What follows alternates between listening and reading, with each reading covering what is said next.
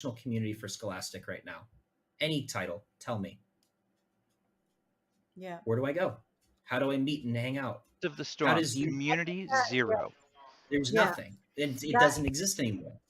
And it doesn't exist statewide. It doesn't exist school wide. It doesn't exist region wide. It doesn't exist nationally.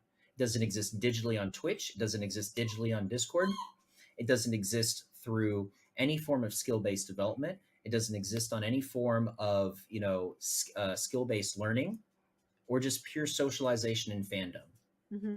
Huge missed opportunity. You want to take their time and make it more efficient, in my opinion. Tell Riot Scholastic politely to stop what they're doing with competitive, and their integration with LCS should be, Twitch, symposiums and summits and conversations and learning and uh, all sorts of wonderful things, and promoting camps and educational learning activities and RSSA sponsored curriculum. That will move the needle. I don't see any of that.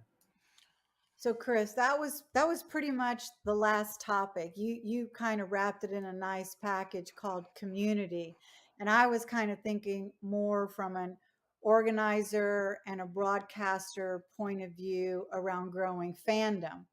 And how do we get fandom around collegiate esports to look more like traditional sports across the board? And that helps us go out and sell sponsorships in the place, of which trickles down to all our member schools that we represent. But when we go to brands and we can't check that box of, 1 billion impressions and 1 million views, we still are challenged with selling those sponsorships. So my last and final is, do we have any secrets around how to grow fandom or grow community on, let's just start with on campus. I got the bed one real quick.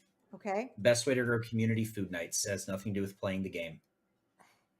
I'll give you a real life example. We used to do dollar burger night at the University of Cincinnati. We'd just go out to Bar Louie. We used to have dollar burgers every Wednesday.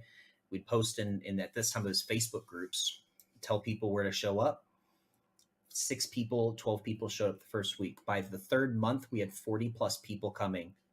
And it was the biggest revenue night of the week for Bar Louie every week, purely because of us. But we had friendships, we had relationships, we had roommates, we had all sorts of great, wonderful things come from that. And that translated to our lands, our club meetings, and everything from that. Mm-hmm. It was nothing beats food nights. Just like pro sports, we need to focus on tribalism. And the way that you create tribalism is you have to prioritize in-person experience, in my opinion. I think that there's a lot of companies trying to become unicorn online platforms, but at the end of the day, I think we need pockets and hubs around the country that serve as regional and local hubs. Once you get a group of people together that share their love for the team that is on their campus, they start to develop a bond around that. You can do that online, but it won't be nearly as effective. Professional esports is having this tribalism problem because it's the majority of it's online. It's resulted in fans following players more so than the teams. I mean, that's a pretty broad topic, though. Like, we're starting to see those trends in traditional sports as well start to occur. People will follow LeBron and specific players on different teams to wherever they are. But I think for collegiate specifically, schools need to create meaningful live experiences. And if we're talking explicitly about fandom, you have to make the students on your campus care about the team first. That's the biggest thing. Either you create a level of pride through community engagement, or through the team itself. At a lot of schools, the groundwork is there for this. Like, there are schools like UBC, Ohio State, with Buckeye Gaming Collective that have clubs that number in the 2,000 to 3,000 range, right? So they have a base to begin with. at a school like Maryville, like we kind of developed it the opposite way. When I came in and started building our esports program, we had. Welcome, everyone. It's time for some NJCAAE. I'm Hail Monkey Man in the booth alongside Flater on the other side of this planet. But you know what? We're both sitting virtually right next to us and next to each other as we get ready for round number 6, week 6 of some junior college esports action. Flater, I need to know, how are things on your end of, of everything? And are you excited for our second to last week of this Valorant gameplay? That's what it's going to be a lot of fun. We have Virginia Community College, right, going up against Bryant Stratton University. Now, Monkey, I think about Bryant Stratton University. They haven't lost. Not even once. 5-0 through the board. And Virginia Community, however, on the other hand, they are sitting at 3-2. So Bryant Stratton, they're feeling pretty good about themselves. They've got to be feeling pretty great. Now, those that are undefeated, especially as we get near the end of the regular season, they either start to sweat or they're going to say bet, because they're going to either try to stay perfect or they're going to be looking to see what can happen for those that choose to challenge the crown. And this is a Nova's group in the Nighthawks. They're 3-2. One of their losses was a very, very tight-knit competition that went 1-2 against them. The other one was a bit of a forfeiture, so we can kind of see that being a bit of a toss-up. But the Bobcats of BSC, they look like they want to stay undefeated. And, you know, Flater, we're going to the most marquee of regular maps that we could ever be on. We're going to be starting with Ascent and Bind into our first two. So we were at backstage, discussing maybe something new. Maybe we'll have Fracture. Both of these teams, they feel pretty confident. Maybe we'll see some Fracture. Unfortunately, it is gonna be those classic maps: Ascent first, Bind, and then the decider being over at Breeze. Now, Monkey, I have only one question for you. Do we go to the decider map? It feels like this one can very much go the distance. I feel like we're going to be given a pacemaker style of play when it comes to Ascent especially. This is just your regular kind of opener. Everyone tests each other of how well you can really execute just getting onto site. And when it comes to Bind, that's about how you play your lanes. Be able to utilize that openness of getting through your teleporters. I think that Bind could really give us a better look as to where we will get into aim battles, because eventually we run our way into Breeze as that decider, which is just open space, who can win the sniping gameplay. But when we look at Ascent, I mean, you have this undefeated squad. I mean, I need to know, Flater, what's your favorite site on Ascent? Because I know mine, but what's yours? I need to know. I mean, on Ascent, to be fair, I usually end up taking Raze and just chilling over at B site. It's like I'm holding down the entire site by myself, like a KJ, but it's just a duelist part. Okay, all right, so you can be able to just kind of take away that lane coming out of B main. I understand that. Or look, I love A because I like hanging out over in the wine cellar section, but that's also because I'm a bit of a rat and people do call me out for it. But let's see if anyone's going to be ratting today as we get over into our agent selects. We have KOs that are coming into play. That's become pretty much the marquee stoppage, but we also have fades that pretty much are mirroring one another. Your big chambers that'll be in the middle of this map and just the open control. If you can be able to win that sniping battle, it's pretty much good to go. The key thing that I see in difference when it comes to our controllers is the Astra, and at least for right now, Mira floating on the Omen. It's pretty interesting to see Astra coming out after a long time. The nerf came in, and it was probably years and years, and probably months that people were not sure about bringing Astra in again. But here it is. I'm seeing it in a competitive pool a lot of times now, so it should be fun to see how Esports Nova do with this kind of lineup. Yeah, and right now you're actually seeing BSC. They've traded off the KO to instead go over to the Sky. So I like that about some of that entry. We're actually going to be getting that differential between the controller and that initiator with that Sky and with the Omen, and opposite of them they're going to have the KO, which is going to try and shut down as much as possible with those null commands, and of course the 0-point knives, and as well as those pre-setups off of the stars of Astra. So can that be a better establishment to be the no fun police on the side of Nova and the Nighthawks, or will BSC and the Bobcats be able to run amok? We go into at least your first map of the day of this best of 3 between these two hot squads, and BSC, they would love to be able to stay undefeated through this first map. Absolutely. 6-0 going into the last week. They'd be feeling pretty good about themselves. But as we say that, the first round of this very first game is on, and we see the offensive side, that is BSC, slowly making their move towards A side. Now, what do you think about this early on? Would you want to take the first round towards A, or would you want to split it up? How would you do it?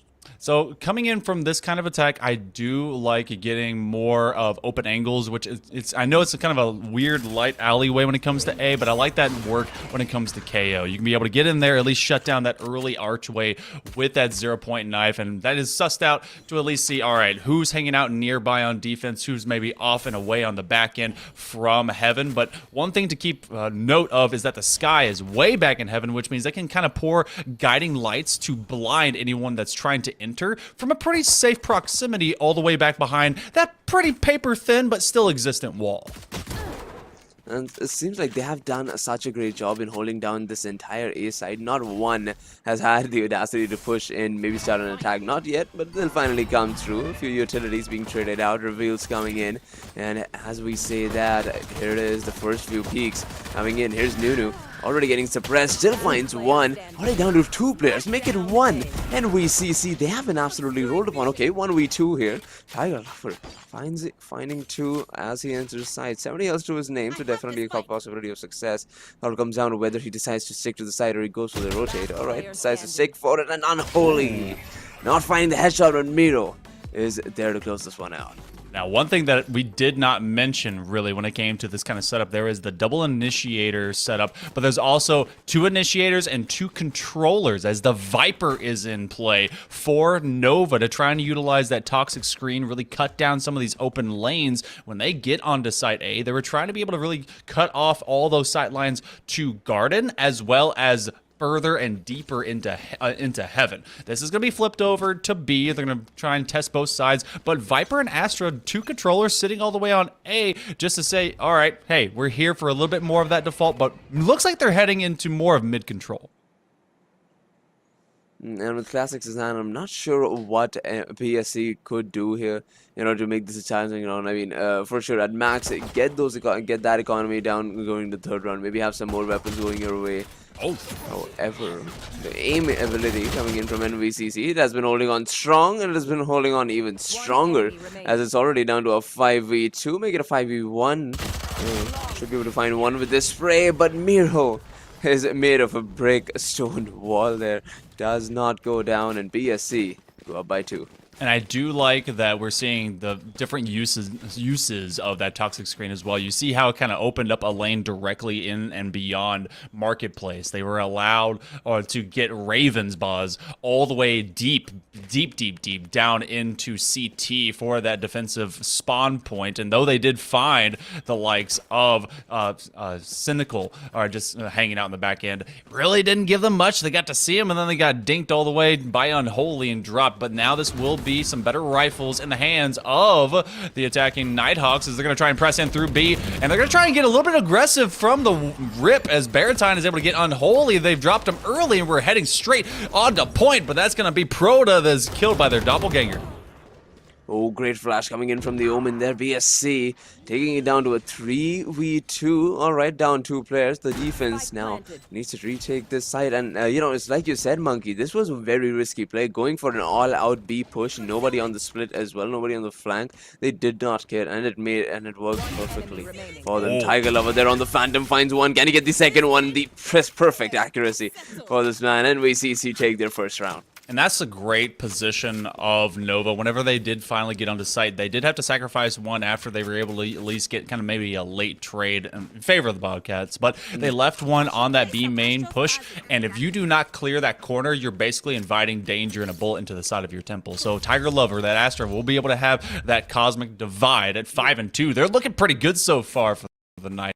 Else is building up pretty balanced. You are 1 away on Nightfall for Proto for maybe being able to get back onto site. But we press again. They're starting to favor B. I'm sure in the post-plan situation we will see a lot of arcs coming in from either of the sides, but as of right now, like you said, B side might just be the way to go here. Smokes coming in. Unholy already all the way over at B main, looking to get someone. He does find one. Preda finds 2, and NVCC, they've been picked off 1 by 1. Tiger Lover, it's not going to work out every single time. BSC take the game right back. That turned into a flawless round really, really fast, and it's because the Nebula might have gone down to be able to try and protect them from this CT positioning, but everyone was sighted out when it came to the Haunt that just basically coated them in a highlighter, and everyone started dying almost immediately. So you do have that Viper's Pit that could be a post-plant hold. You also have the Cosmic Divide if you want to use that in tandem, a bit overt usage, but they're not really gonna have a lot of firepower on this one, Flater. They're gonna have all of one Ares, a Stinger, and then some Sheriffs to try and maybe to turn this into a weird thrifty round. Scrappy buy for NVCC here, and you know, I have been considering the possibility of having flanks, especially going towards B main here. NVCC, I mean, going full on out towards the B side hasn't worked out for them 50% of the time, and maybe having that flank could turn that number up.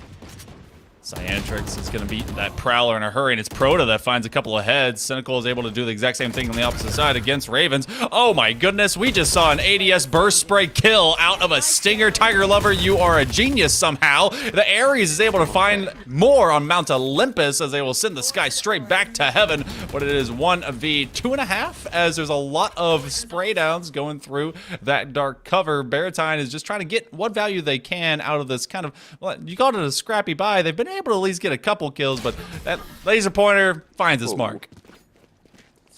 Unholy, great headshot out of Perry there at the end, taking BSC scoreline up to 4. And it's like you said, right? Even with the scrappy buys, they were able to bring down the economy somewhat. But look at the treasury over at BSC. They have got money for days. I'm pretty sure they might just be good for even the first half. So we get to see there's a knife on each side. Ravens and Nunu, they are a step away from being able to have theirs, so there could be a lot of bursts on this next attack. Same to be said, Unholy is not going to be too hard-pressed to be able to go and find a kill. They're going to be able to get their tour de force here pretty early. This is a well that they're trying to be able to double up. I love the snakebite combination there, but the Guiding Light is actually going to play against them as they blind themselves. Baratine says that's an easy shot for me when you're basically dead as a doornail from the word go.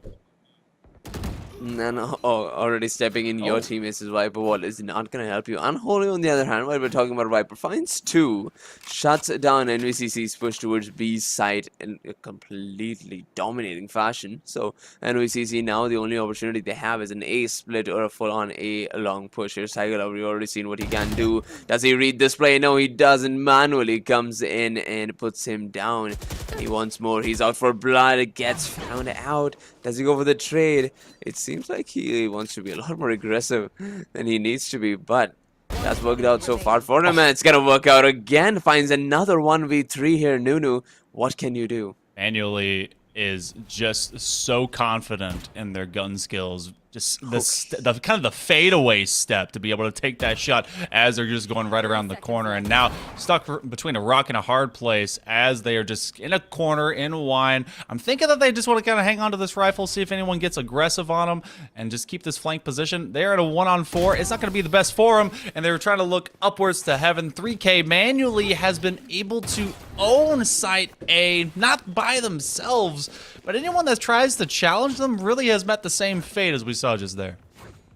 And you know, it's classic Counter-Strike strats coming in from manually. You peek one angle, you find one perfectly fine, you don't find it, you go back one angle, you try to peek again and again until you're pushed right back to site. And every single time this man has been peeked upon, well, let's just say the opposite side, they were on the spectator mode after that. So we do it again. We're very much getting fuller and fuller when it comes to a lot of these ults. I want to see if maybe some of those nightfalls will be used offensively and or for retakes. You do have the null command that is up and ready. This is, again, more of a default as you have the Viper and the Astra, both controllers going on a smoky date out here in the wine cellar. The Haunt will identify Unholy, but they have an operator that's ready to put a new hole and chest cavity into anyone that wants to stand in front of it. And instead, Unholy will reposition into Marketplace, letting that marker fade. Raven's Boz, all of a Sheriff, as this one's kind of a weak buy for everyone for the Nighthawks. And everybody needs to make some kind of contribution here. No single individual play can get you sight anywhere. It can get you map control, sure, but going up against Vandals is going to be just that hard. And it seems like at A main, it might just be the hardest, considering you're going up against the Wrath of BSC. And eventually those rats will bite. Oh my goodness. They lined up for the double swing. Proto says, well, that just makes my job easier. I aim up, I aim down. Both of you drop to the floor. Baratine, pretending they left. Never ADS on that stinger. Come on, don't do that. Manually is just taking an easy stroll through the woods, able to put down any weird animals that approach him. And so far, the Nighthawks have been just birds, just being easily taken down. It's Flater. Right now, this is 6-1. Ascent is one of those kind of testaments to holding your nerve, and it's kind of that starter kit map. What have you seen at the start of this first half that just really has gone away from the Nighthawks and in favor of the Bobcats? I just see BSC setting up a statement for what's to come in the next few series. Even with Scrappy, we haven't even seen Scrappy bites for them. Every single round coming out from BSC has been dominated. They haven't had to go to any kind of an ego here. Now NVCC, now with this ult, might have something in store for us. Well, not for long. Miro does already put him down. This Viper, this Astro Wall could be useful, but we have to see some more plays coming in from this team. Some kind of an offensive play. Here comes Barry. That ult could be very useful. Few trades coming in, taking us down to a 4v3 here, side under control, but Heaven is a very risky position. Here comes Manuel, already taking down the Viper. They're almost taking down the second one. Well, it's 2v2. Monkey, what do we do? This is a very expensive possible second round win. It's gotta be, where in the world are these players? You got to play a bit of hide and seek, walking through the nebula, and Holy's gonna have to press out of them. They actually find him as Miro's able to get at least one Tiger Lover, though. They owned it with the Cosmic Divide. They were able to press them all the way to heaven. They used the Viper's Pit to be able to hold the site, the Nightfall to deafen anyone that was approaching them, and the Null Command to let them on in the first place. 4 ults. 4. You have 1 Tour de Force now ready. Cyantrix has to start finding the mark. They are 1 and 8. That is a lethality that must be found in these forthcoming rounds, because it is 5 ults for the Bobcats, and they've been strong without having to use any of them. Yeah, it's just like they've been walking into their crosshairs without some kind of early smokes, early flashers, and everything. And if they go for the ults, and the retakes are going to be a lot more easier. So definitely, anyway, NVCC, they need to count their cards. Here's Proto, already has the ults in hand, using some of his early utility. Well, Cyantrix find him. The early peek coming in from him, but Proto still finds one. Gets traded out immediately. Great pick there by Cyantrix. However, things are going to get calmed down over at B main. Here's Ravens. This is what I was talking about, right? The flank should definitely be coming in from the mid side, and this is what's going to give them B side here. Fragment's also going to have to push out manually. Manually is taken out, and so that's one of their biggest killers that is now taken off of the field of play. Miro is hanging out very, very close with Nebula, kind of shrouding them right now. You have 2 defenders that are going to come to the top side of Marketplace as that Astra is hanging out right next to them, but it's a trade. Cynical is able to at least get Tiger Lover, who came in clutch the previous round, into this 3v2. The retake is going to be a bit tough. Everyone is on site, holding tight behind the house. As you come on to B, the Seekers will be able to find him, and so will the Bullet, and its name is with Miro.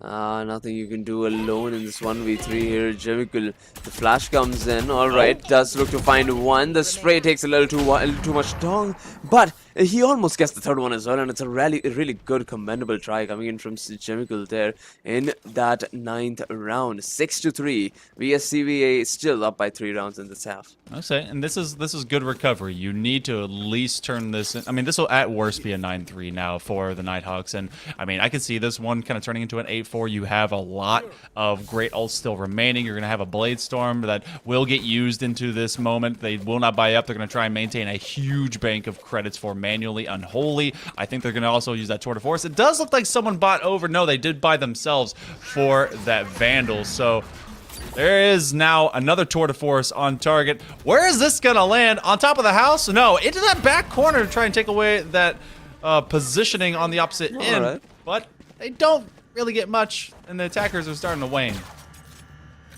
And on the defensive side here, BSCVA, they have completely given away sight on the classics in hand. Alright, no, never mind, there's the big gun. And NYIT now look to retake, rather BSCVA now look to retake. They got plenty of time here. Let's see what they do. Are able to get in from...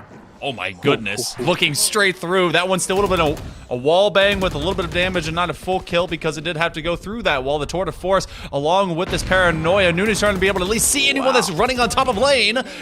searching for everyone. The Viper hanging out on backside. They just have to be able to hang on to this angle. There should be just enough time to be able to get this defuse off. So the Bobcats do regain quickly, methodically behind the giant gun of Chamber.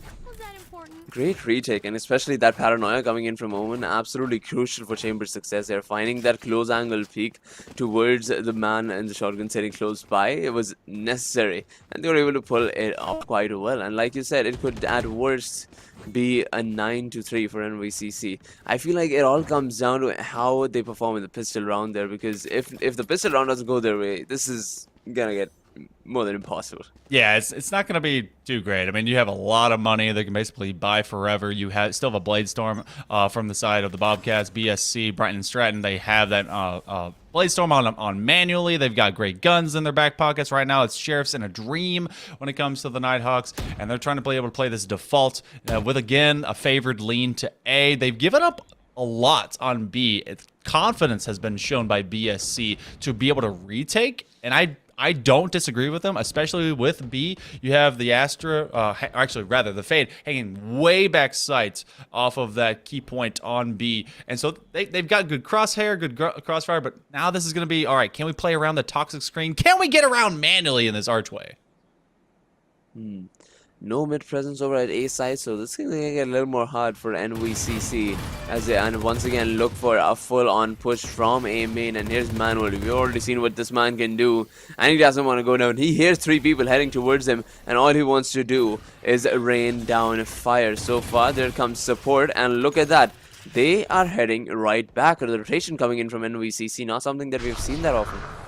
Yeah, we have not seen a lot of trades, and actually it's going to be Cyantrix that gets rid of from the shadows, but that actually is just for intel to see if they are making this rotation. Well, guess what? It's happening. The paranoia comes out. They're trying to use that dark cover to be able to get rid of them. The Nightfall is going to try and get rid of everyone coming through. Everyone's deafened, suppressed, and more. They are stuck at the door. Unholy has a giant gun waiting for him. Miro's been able to get right at that catty corner direct angle above logs, and it's just raining hellfire and bullets.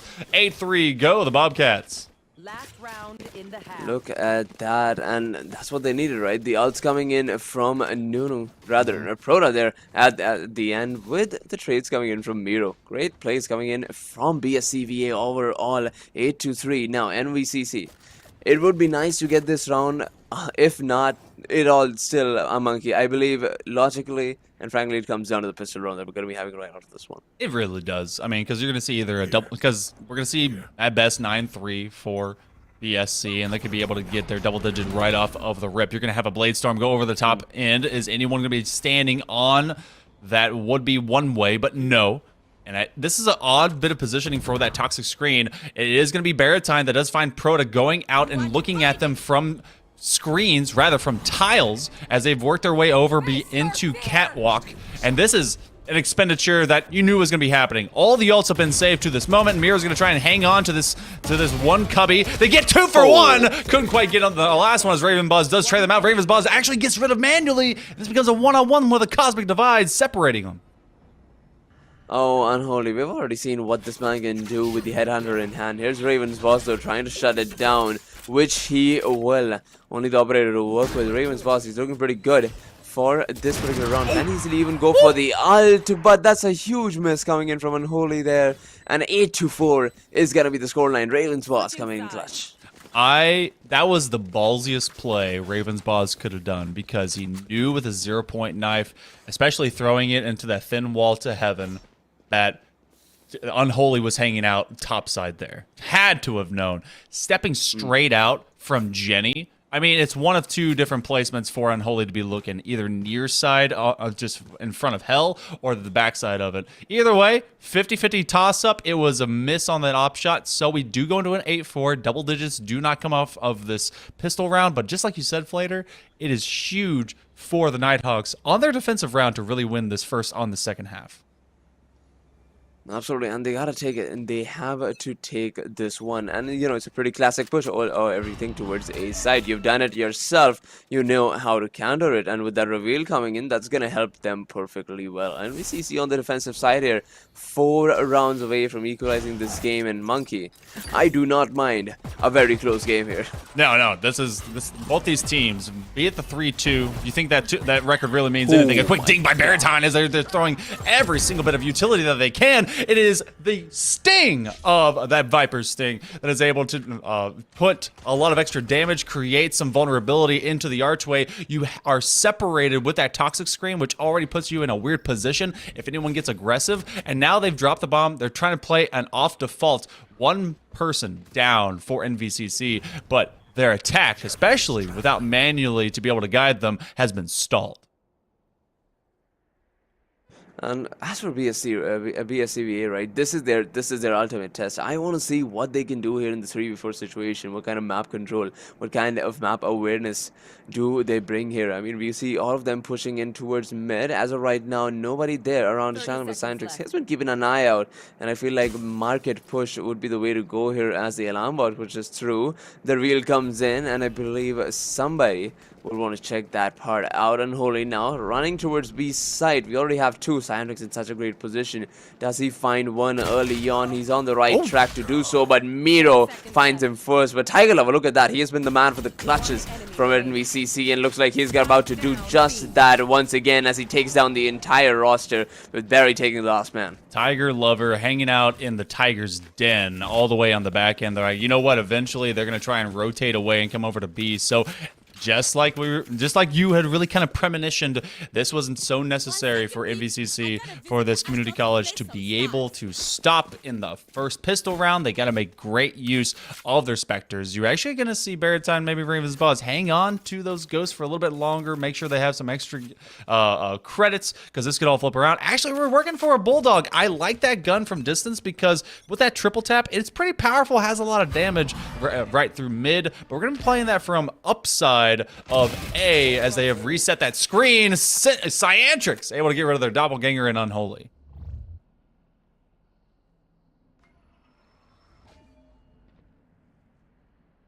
This one's become a lean over into Catwalk. It's a single run. Nunu says, I need some help. So they do put up the toxic screen. It's not going to be a entry for free to be able to make it over there.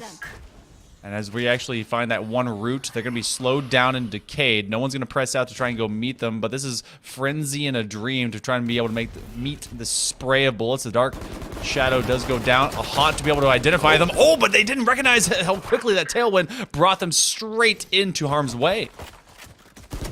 And look at that, it's trades coming in left and right here with BSCVA down to 2 players. Miro, like you said, the rather the Bulldog, which was CSGO, can do a lot of damage here.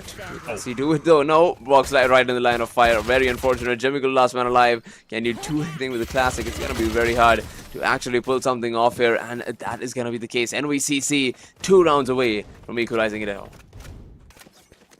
So this has been so far, whenever we got to see them play kind of deeper and deeper into that first half, BSC was very working well when it came to utility combinations. We had them working with those paranoias, with just being able to get kind of blinds working off of one another. That hasn't been true for these first couple of rounds, as it's been a nice defensive posture for Nova, but now they're going to be tested. You do have a Phantom on the field in form of Baratine, who is, I think, their highest ranked player. Nunu's going to be at that weakest margin, as they do have a half shield, and this one seems to be a bit more of a push into B. They have a Prowler that's identified Cyantrix is holding that tight angle, and there's a lots of util that's trying to deny them on the point of entry.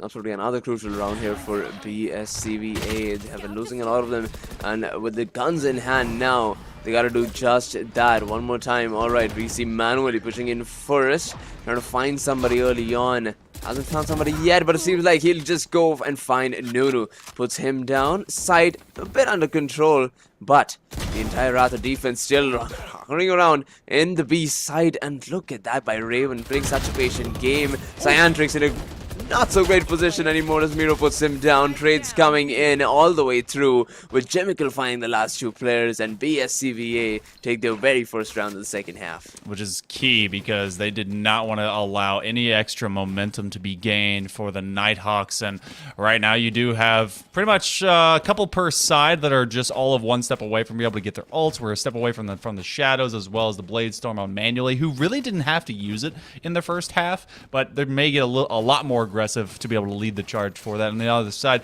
you have the Cosmic Divide as well as the Viper's Pit, which can play for huge denial weapons and tools for the defense of the Nighthawks. But this is more of a run it down style going on to A, and this is going to be their full gun round. Let's see how this all ends out. This is like power versus power, and honestly, in the first half, we saw that be in favor of the Bobcats. We've got a Blade Storm on our hands.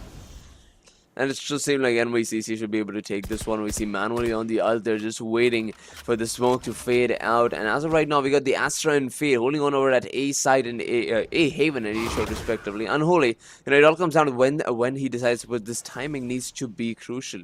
Seems like he's gonna head right back, but the presence is there, and you always have to look out for that presence.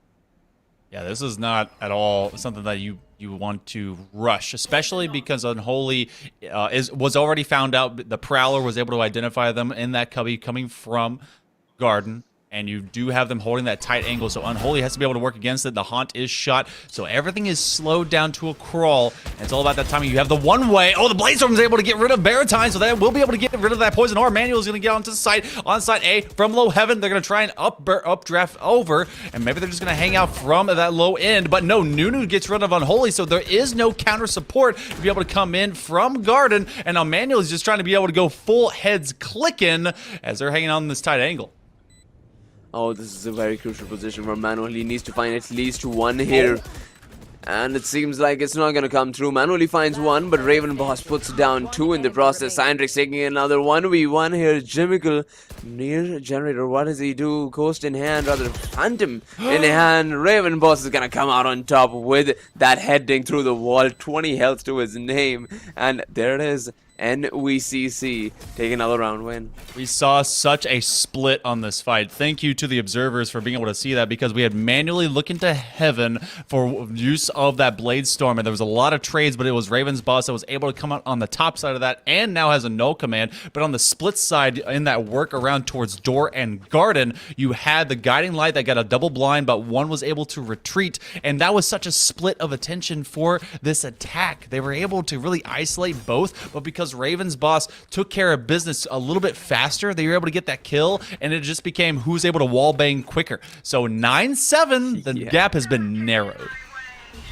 It has, right? And you love to see it. We were going into this game expecting BSCVA to dominate the competition, which they did for the first half. But looking at the adaptability coming in from NVCC, it has been a commendable performance so far. And Monkey, I'm always in for the underdog story. Hey, I am too, and I wouldn't quite completely. I mean, based on records, yes, call the Nighthawks an underdog. This is a squad. This is an esports program that knows how to win. They've been able to get quite a few wins here in the NJCAAE, but it's about how well they execute, especially against their in-state rival. They're about 3.5 hours down the road from one another. Is that close? No. Is this game? Yes. And they're trying to be able to continue to identify everyone here. This is the first time we've seen good mid control from either team, and it's on the attack from BSC.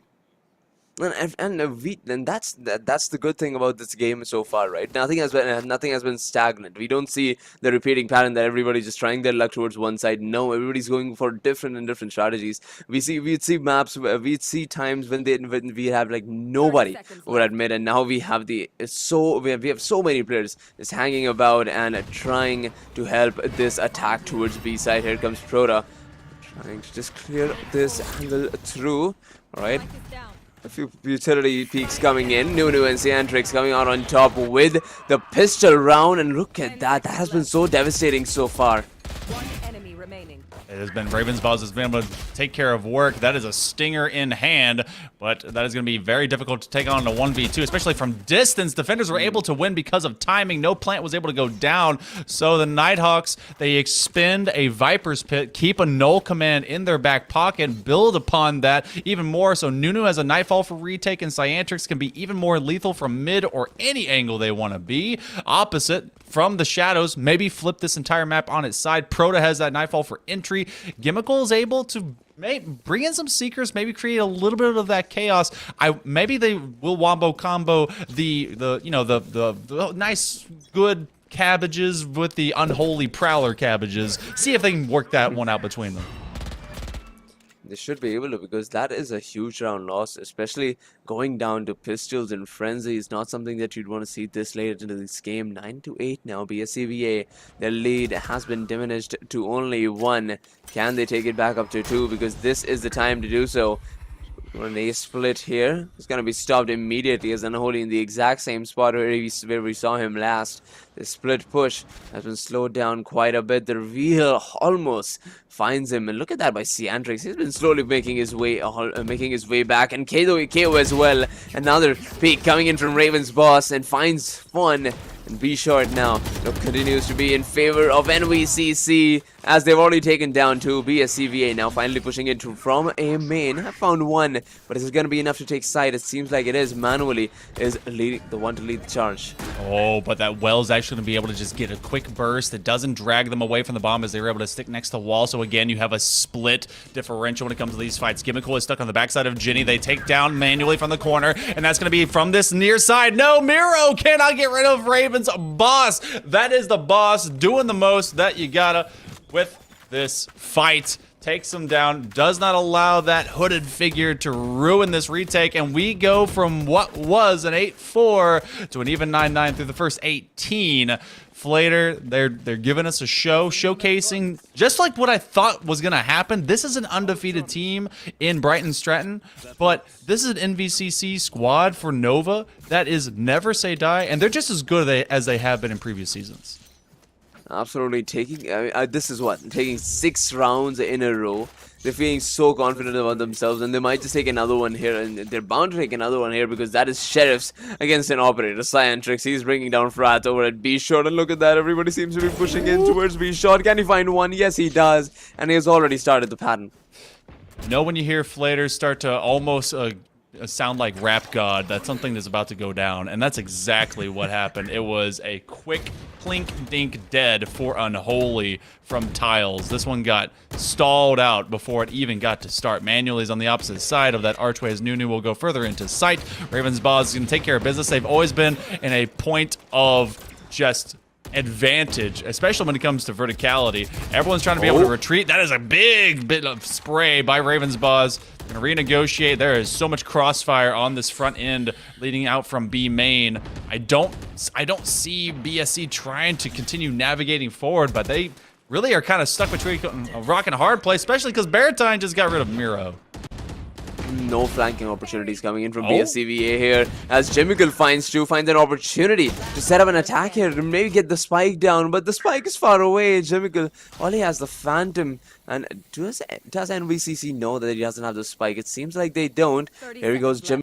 That's a great spot. Maybe use his ult or maybe wait out 10 seconds. Don't go for the dry peek, please, Jimmicle. No, you don't want to do that. He's already done it, and it's not going to work out for him. Almost doesn't, but Cyantrix does put him down by the end. That could have gone so many different ways, but BSCVA, they decided to play the aim game. That was 11 HP away from Gimmickle being a clutch god. Just so close, spraying from that tight angle. You said don't dry peek, but they went in dry, and they nearly came out feeling oh so great. 9-10, though, we finally have a change of lead as the Nighthawks are able to get to double digits first, and they've been streaking now for the last 4 rounds. Defensively, Cyantrix is already going to try and put the hurt. No one is going to be in that sideline, so they're going to probably renegotiate from mid over to B. Then the 0-point knife doesn't identify anyone, but you do have a Prowler that comes out, so they're going to be making that call out as everyone is waiting. The Nebula will keep them slowed down.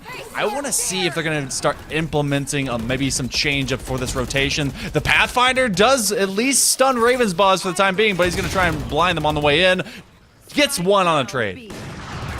And I believe he has done enough, especially when the wrath is raining down upon you. NVCC down to 3 players. BSCVA have the man advantage, have the spike down. This should be a little easier, but look at that. We have NYIT now slowly pushing in. Scientrix has found one, Nunu with another. The flashes and the cohesive gameplay coming in from this game has been what's scary in the second half, and it's gonna be continuing to do so, as with 3 players, 3v4, they made it a 3v0. No sacrifices coming in from this roster as they're up 11 rounds. Hit him with the /FF spray. That is some big time ish getting spoken out there. Oh, that is good. Okay, so up to 11, 5 in a row. They've been able to get 7 of 8 second half rounds here, Flater. This is confidence for the Nighthawks. They've let 1 go through. 1. And an Odin, are they actually going to buy? No, they're okay. They're just flexing a little bit. But this is do or die time right now if you want to be able to take your map. This is the Nova pick, but BSC, they started off so well and it's all just gone wrong. Get out of my way.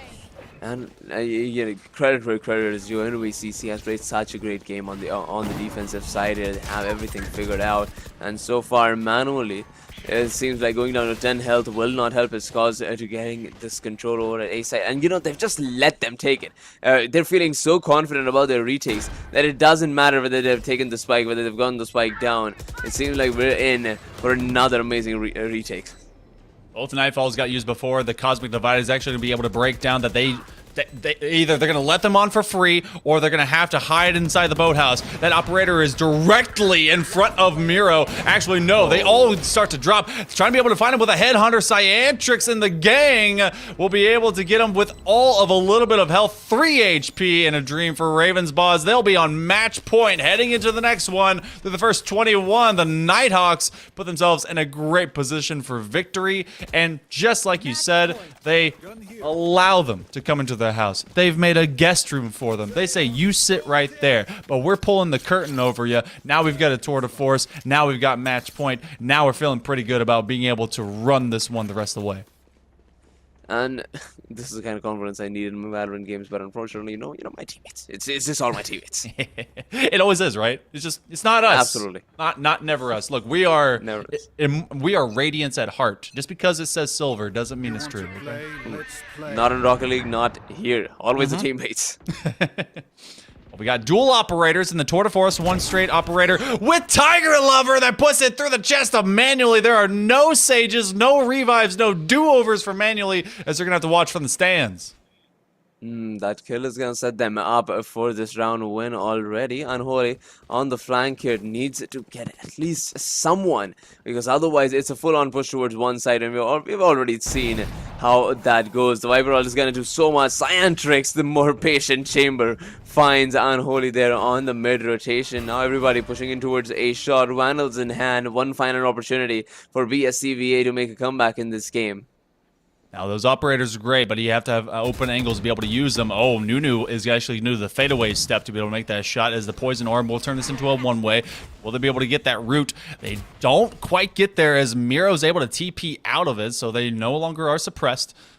You do have that mid-control, as Ravensboss is just kind of sighting down this duel between Gimmickle and Proto.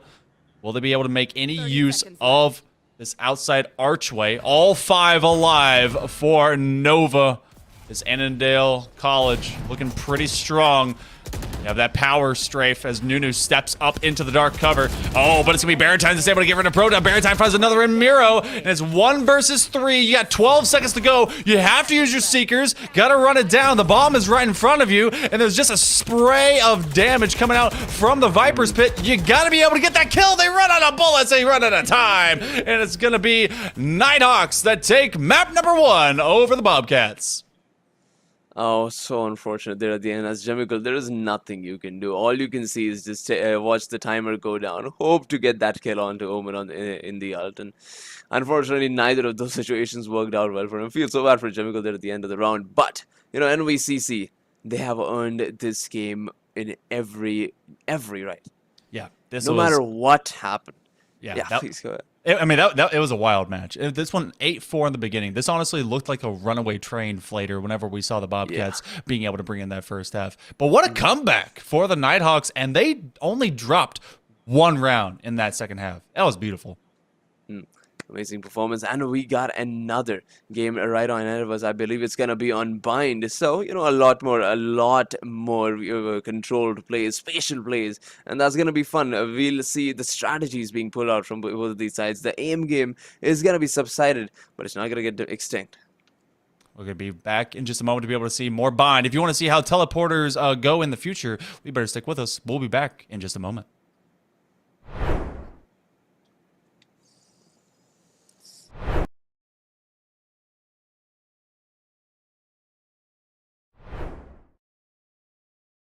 First, can you just tell me a little bit about yourself? Hi, so my name is Caitlin. I'm a part of Farmingdale State College's esports club.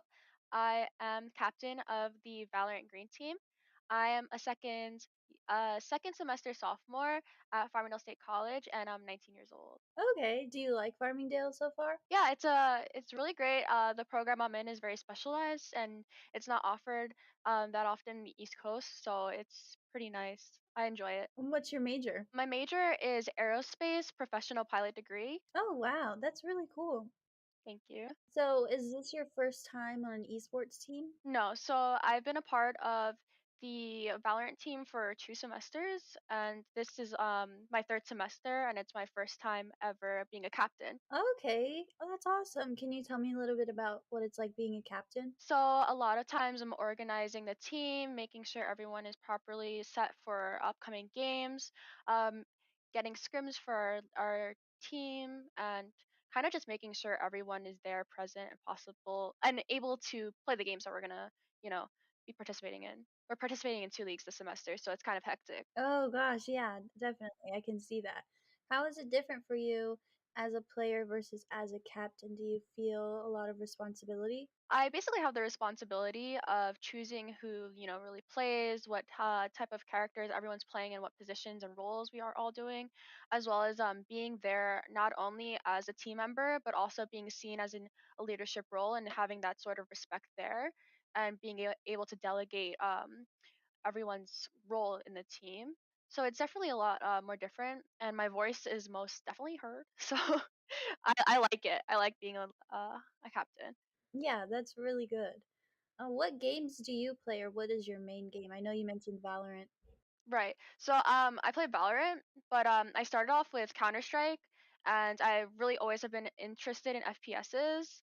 So that background has always been there. So my transfer onto Valorant was pretty easy. That's cool. What have you done to improve yourself in game over time? So one thing for my teams especially, I have open communication where we're able to really give our constructive criticism without taking offense. And me as a captain, especially it being my first semester, I find it really important that everyone is able to come to me and communicate like, "Hey, Kate, I don't know how I feel about doing this," or "I want my voice to be heard about this specific thing." And just basically taking into consideration everyone's voice and having that open line of communication is really helpful, and that's something I find really important. Okay. Do you carry that strategy into your everyday life as well, would you say? Yeah, communication is really important to me, especially in aviation with crew members. You're always trying to communicate properly and efficiently to get the assigned goal completed, and that works in video games as well as in aviation. So um, I feel like it transfers very well, and I put my 100% effort in everything I do. I put 100% in the team, the leagues that we're participating in, communicating with opposing teams that we might be going against. All those things, I take it really important and can transfer very well into everyday life. Can you tell me a little bit about what you think about CECC and just competing in general? It's a lot of fun, and we're so grateful for the opportunity to participate. And this is something that every single member of our team has said. We've never had the opportunity to really compete in a fashion where it's not only fun, we're able to make friends, talk to other people from different schools. It's just an amazing opportunity and something we would love to participate in the future as well. Yeah, we're really happy you feel that way. When your team is competing with other teams, are there any specific teams or schools that your team kind of looks out for? I think we all have the mentality of it doesn't matter who the other team is. We're gonna put 100% effort, and we're going to maintain our mental, even if the other team is full of radiance. It's not something we're gonna keep in mind because we will be able to beat them. Fingers crossed. Definitely. Yeah, that's a really good mindset. As you probably know, March is Women's History Month, and you being a woman in esports, how do you think that has an effect on esports? What does it mean to you to be a woman in esports and as a captain? Just could you talk about that for a little bit? Coming into being a woman in aviation, which is already really a niche type of thing, especially women in video games, things like that. It's just we're kind of the minority, and keeping that in mind, a lot of times you have to represent yourself properly because you are representing such a small community. So I feel proud and honored to be a part of the women's in aviation as well as being a woman in esports, and it's a lot of fun, and just understanding that us girls are here too, and we're as good as everyone else, and that we have the opportunity to be a leader in esports, and that we're equal to everyone. It's really important to keep that in mind because we're here even though you might not see us too often. I know you said as captain your voice is heard, but when you first started to be a captain, did everyone take you seriously being a girl? Was that respect there, or did you struggle with that?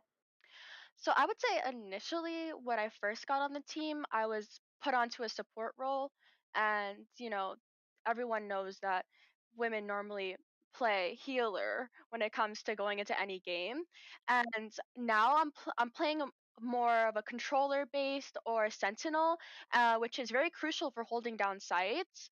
So by playing that now and then having those semesters in my backpack of experience, everyone.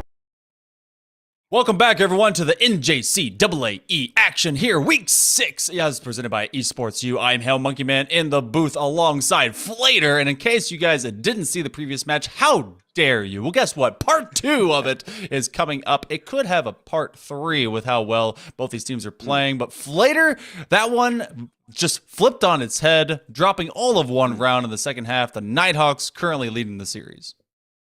And for those of you who were not around for the first game, BSC were at, I believe, a 6-round lead, taking. I mean, the scoreline was 9-3, and yes, the curse did end up happening. You don't usually see that when you actually play competitive. You hope for the curse to happen when you're down 3-9, but it doesn't. It happens in these games.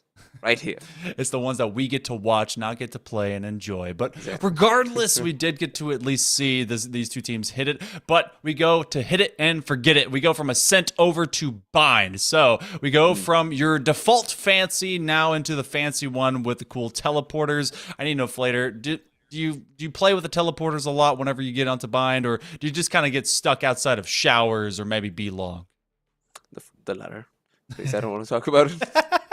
Okay, all right. A tough subject is showers. I understand. Well, I've seen a lot of good use when it comes to double controller builds. We get to see kind of the Brim stem, especially we've seen Viper as kind of that mainstay controller at minimum. They use Toxic Screen to be able to get rid of lamps and just kind of work their way through. And that seems to be somewhat what is being set up between these. It's also about what kind of duelist you bring to the table, and we know for a fact at minimum that we're going to get Nova bringing in that raise.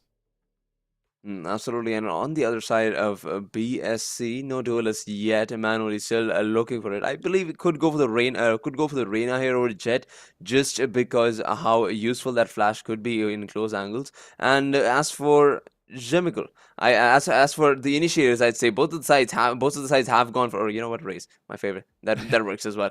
As for the initiator side, we see skies coming in from both of them, and like you said about the teleporters, can be easily used for the flashes for the early dogs and getting that information from one side to the other. So skies are crucial for both of these teams. Yeah, and we're going in with no Sentinels at all, so there will not be Chambers. There will be a raise per side, the Brims, the Vipers coming out to play. It's going to be how you really kind of work off of those guiding lights off the sky, how well you can be able to cooperate and control sight. Equal but opposite of what happened in map number 1 on Ascent. On Bind, Nova will be defending to start things off. They had a really, really good defensive round, or half rather, whenever they played on Ascent. This time they got prove they can do it in the sands of Bind, and BSC has to drastically improve what they do on the attack.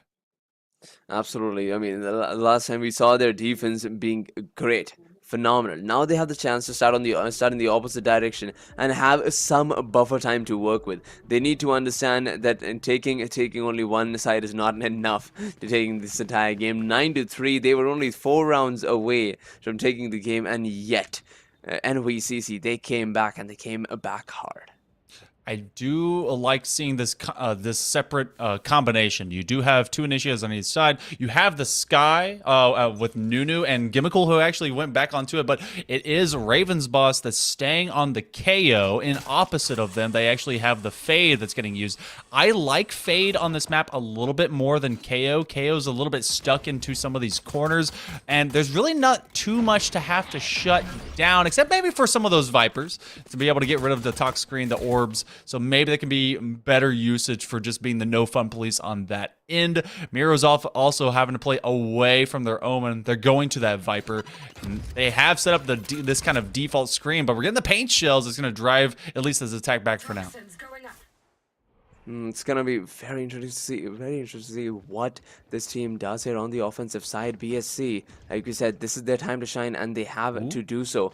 Already pushed in. Here's Scientex now finding one. Nunu gets another, and like you said, Monkey, the flank being absolutely crucial for NVCC to get this first round win.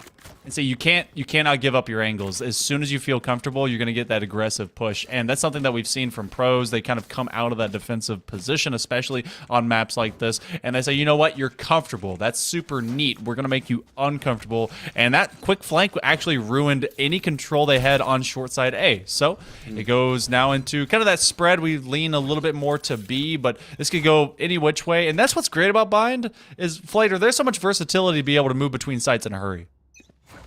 Absolutely, and look at that, the flanks being so crucial. I am still very surprised that we don't see any Sentinel, no Chambers, no Ciphers, and that is gonna be the driving force of all these flanks in this game, and it's gonna make it so much more harder on the offensive side. Yeah, there's not a lot of anti-lurk built into either of these teams. There's just full active, all right, must see, must defend, but also a little bit of passiveness work with that as you do get those screens. It's a great step out from Garden as Nunu's able to at least get rid of Unholy and able to find 2 as they get some good value out of that Bulldog. Miro left alone with all of 33 HP. They are swinging that big long knife saying, all right, come and get me. I'll knife any of you. Knife fight at mid, right? 1v5 here as Miro, not much you can do except for hoping to bring down the economy of NVCC, but already down to 33 health. I'm not sure he'd be able to just that as Nunu comes in and puts him down to the ground, and we head into the 3rd round where BSC will be on the guns, and they'll have one more opportunity before this turns into an absolute blowout for NVCC. And Nunu's looking really good right now. They've just held their position, been very disciplined. I mean, they have a bit more power when it comes to that Bulldog, especially. It's a bit of a slower spray, but those are slightly more damaging and full metal jacket type bullets. Really haven't been able to see much value. Manual, love that jet, but just, you know, the raises will eventually come back. So we'll see how everything does play out. Nunu, if you heard me, I'm so sorry. You are one of my favorite League of Legends champions, okay? I believe in you, and you've proven it so far. So far, so good for NVCC, but here in the 3rd round, their patience is going to be tested because BSCVA currently on the guns. It doesn't matter. Nunu says it doesn't matter. Even on the Bulldog, he finds another one. This is a massive improvement for Nunu, as they did go 8-21. Look, I'm not talking smack. I'm just talking facts out here, Nunu. But doing great so far. At this point, 2-0 is kind of holding up well, as even with those rifles. Cyantrix is going to try and step out. They're able to, not quite get that spray down with Miro, who does step up into the fray. And this attack is now starting to find a lot of value, especially as this guy is left with only 1 HP. And Perota gets rid of Tintom. Shout out Tintom for the birthday that, you know, hopefully they're trying to be able to find that birthday dub. Absolutely, but so far it seems like BSCVA, they'll finally get their very first round win. Very time on the Vandal should be looking to save this one, and no I don't think there is the option of peeking and trying to go for exit frags here. Alright, maybe that one, but he can't get too greedy, right? Okay, you know, as I say that, imagine he gets this 1v3. I mean, I've seen tougher positions. I've been in them. I haven't won them. Beartime is thinking better of it. They're like, you know what? Vandal sounds pretty good. This was their upgrade round because the next round is going to be real rifles, and Beartime basically was given a nice early gift themselves. They're actually going to try and defend themselves with a poison orb, denying sightline from outside of hookah. They're trying to survive with this rifle as best they can. You actually get Gimmickle, who's trying to be able to get them, and they know they're in Iron Hall on that U-Haul bend, and now that actually is going to give a bonus of credits over to Beartime. Absolutely, and he can actually use that to spend some time, spend some money on his teammate. And yeah, as we all know, the money can be a huge factor in this particular map as well, because no matter where you are, especially in this map, up close and personal, Vandals against Classics, you're not winning 95% of the time. No, and Manually is in a weird position. They don't actually had bought up in one of those previous rounds, and so it is now kind of a step backwards. It's quote-unquote real rifle round right now, but it's Proto that's able to get rid of the birthday boy. Tin Tom is going to take a seat on their butt and wait for everyone else to have some cake. Proto's going to use a nightfall and try to be able to suppress everyone as the Prowler goes in, finds around the corner. Quick deflection, a lot of utility. They're able to get a fast route, but you have more paint shells that's trying to be able to deny them. Proto steps into the fray. Unholy's able to get a wall bang, and they take care of business, get on the side. They're going to make this plant. Looking to make this plan right now, which they will. Side completely in under favor of BSCVA, and it seems like NVCC, they're going for the save. A 3 versus 5 save, not something that you'd see much often, but I believe that is the right play to make here. ESC. And they able to hang on to this site. They were able to get the one previous. Beartime is actually all the way on the opposite end. You know what? They've decided they're actually not going for it. This is a full let. They want to be able to hang onto their rifles. They want to keep this power scaling in their favor, build themselves up a bank. They've got an operator to defend, and they're going to hang on to it for their dear life. The guiding light does identify that Cynical is, or Cyantrix rather, is at that long distance point in that U-Haul. They knew that they did not want to give up this operator. That was a big investment on this weapon, so they protected it, and they're going to let this one go 2-2. 2-2 now being the scoreline. 20 seconds remaining here before we get into this 5th round. And looking at the economy, both of these teams are still pretty equal on the scoreline, except it's gonna be Tentim, who doesn't have anything to work with. You know, maybe a birthday present coming in from his teammate could do him some good. Unfortunately, it's gonna be the Spectre for him and the Sheriff for Jimmican. I'm not sure why he hasn't purchased yet, but I believe the Vandal more than enough to come through, and he surprisingly went for the save. Alright, 2-2 being currently the scoreline, and this push comes in from BSCVA towards Amy. Look at that by Tentim. It doesn't matter if he needs the Vandal or the Spectre. He's gonna get kills anyways. Already found one. Raven looking for the second one. Goes down, and Proto falls out both.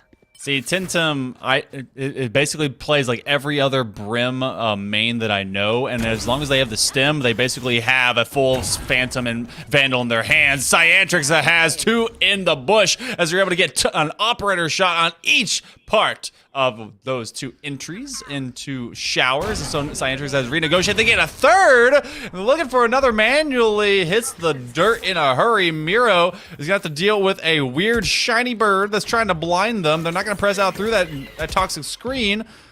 Miro waiting on this near side attack from Nunu. Both sides waiting on each other. It's a wall bang. Then no, actually is Nunu just finding the tiniest, narrowest of gap, looking like a Rainbow Six Siege player, and they will get the lead back for the Nighthawks.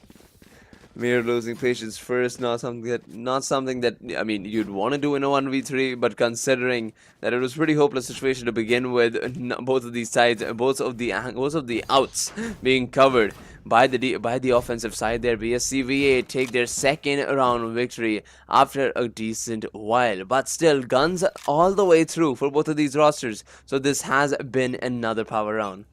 Gimmickle and Manually left without kills right now. It's been all Proto on the offense for the Bobcats of BSC. Haven't really been able to find much, which is weird because it was Manually that was so good on that jet when we were on Ascent, as they were basically being fed bodies to be able to put bullets into. It's not the same narrative being sent around here. Quick guiding light strike. They do get a blind, but that is a quick trade as Unholy is able to get rid of Nunu, who has been a powerful player. And back end, Proda is taking care of his Tentom. Will be able to go to safety's edge all the way here in U-Hall, and they will back up and let some of this attack come to them. And have the ult to work with, so it's going to be very easy to take that side to themselves. Unfortunately, it seems like with this flank coming in from Miro, that's going to give them the opportunity to push in towards A side. Look at that off push, and that satchel is going to do him so good. Miro unable to find one all the way down to this 2v3 here. Unholy going to get the spike down, which he does right now. 40 seconds remaining here manually. It all comes down to what he does right here. Orbital Strike is invested. Cyantrix, I will make even more comment to them, but they have been so smart so far, able to reposition themselves as necessary. They take a quick wallbang attempt against Manually right in the middle of boxes on site A. Cyantrix is actually going to step out into the fray, see if they can be able to find this quick tap. Can they be able to find their doppelganger? They do! Manually gets another bullet hole straight through their chest. Another Orbital Strike set up. They have to be able to play the waiting game. Orbital Strike does get used, and they are in lamps right inside of that U-Haul. Can Unholy be able to use their utility? They will deny them. Oh, wow. They have to go for the full diffuse hold, but no one is able to get it. That. They committed to it, and Cyantrix will be able to keep this rifle. Oh my god, that molly was huge. And you know, in such a situation when the ult's going down, all you can think of is a 0-1v3. If the ult goes down, this is very it's very unlikely that I take this clutch win all the way through. And he was for the molly being perfect, finding 2 on the diffuse there, and BSCVA. Well, what a beautiful way to tie it all up. That was a ballsy positioning too, because most often you get someone trying to play for the Orbital Strike post-plant hold way back from mid-A or even beyond in showers. That was in U-Haul, so they can make the bank shot with that molly. So clutch. Oh, and then finally, Cyantrix's reign of terror is stopped by Gimmickle, who gets their first kill into this round after using that up to full-fledged power. But this is Miro that's going to be trying to use a snake bite. They're able to get their doppelganger in Baratine, who gets too aggressive. And now this is a BSC that is punishing this aggression out of the Nighthawks. And you'll have to see it. Not something that you see very often from the offensive half of BSC.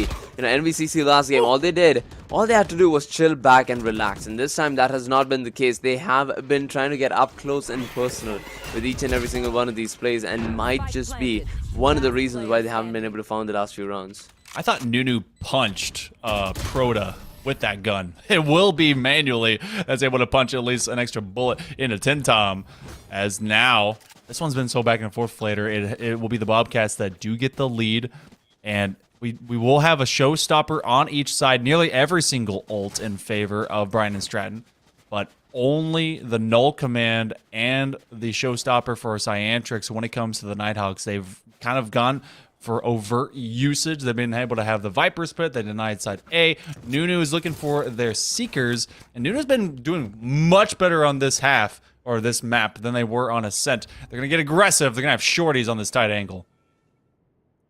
And, I mean, I just want to see the entire team perform as good. Nuno definitely has stepped up, but we could also see the other players not having as much luck on the offensive side here as to what we saw in last game. BSCVA still up by that 1 round, and with this advantage of 1 man. NVCC, they finally have an opportunity to bring it all back to themselves. Paint shells get expended all the way on backside, but look how closely that Nunu's actually hanging out with a sheriff outside of window. They're going to come to this tight angle. A quick wallbang will be able to identify them. The Prowler will come out as well from this Nightfall as they get rid of the Haunt, but they're basically highlighted. They shine in the dark that was able to cover up the sky. Cyantrix is hanging on to this showstopper. Who do they find? Do they get anyone? Yes, they do. They're able to get rid of Manually. Trying to make a quick shot as well, but it's going to be Unholy that ends them in a hurry. This becomes a 3-on-2, but there's a lot more health on our defenders, and so drops the likes of Proda. Baratine has all of a stinger. Now this one slows down to a crawl. I think they'll start to calm down here in this 2v2 situation as the spike goes down for BSCVA. Stinger and Sheriff in hand. Monkey, how do you approach this? Do you go straight on, straight in, doesn't matter, dry peaks all the way through, or do you play this smart, go for flanks? Well, the guiding light didn't identify anyone, so they're able to kind of get this one for free, but it's about what Baratine can see. The guiding light does get one, and they actually get a great wall bang, and it's going to be Baratine that shows them Stinger supremacy. I'm all about the run it down. Be able to get in, be confident.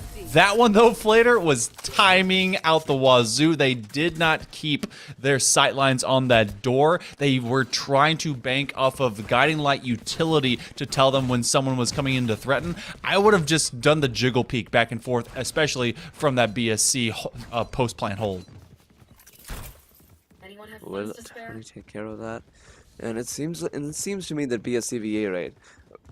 So far, things have been looking quite competitive as to what we saw last time. So this couldn't be an absolute blowout from this half. And next half of BSCVA, they'll be where they're good at on the defensive side, and we might just see them perform even better. Ooh, Cyantrix quickly gets rid of Unholy. Gonna be left with one controller to try and set up their smokes. They do have the talk screen going towards Lambs, but off of that op shot, they end any Brimstem combos that are to elapse. Baratine does put forth their best foot into this Viper's pit, which will take away short A. The fragment is going to try and find anyone sneaking around those short walls. They're really leaned into A, rather, trying to see if anyone gets aggressive out of this. And right now, Baratine is in an aggressive position, but they're holding their own, and it's Cyantrix another wallbang to get rid of Proto. He pushed in a little too early, and the Viper one way did not help the cause there. Well, it's still an eco round, so NVCC, they definitely have a chance of success here in this rotation, as we see the players slowly moving in towards B side. Two players off NVCC are still hanging around, so things are not going to be as easy as they seem right now. It's Nunu hanging around in the corner, Phantom in hand. Does he get the peak first? Yes, he does. Miro already down.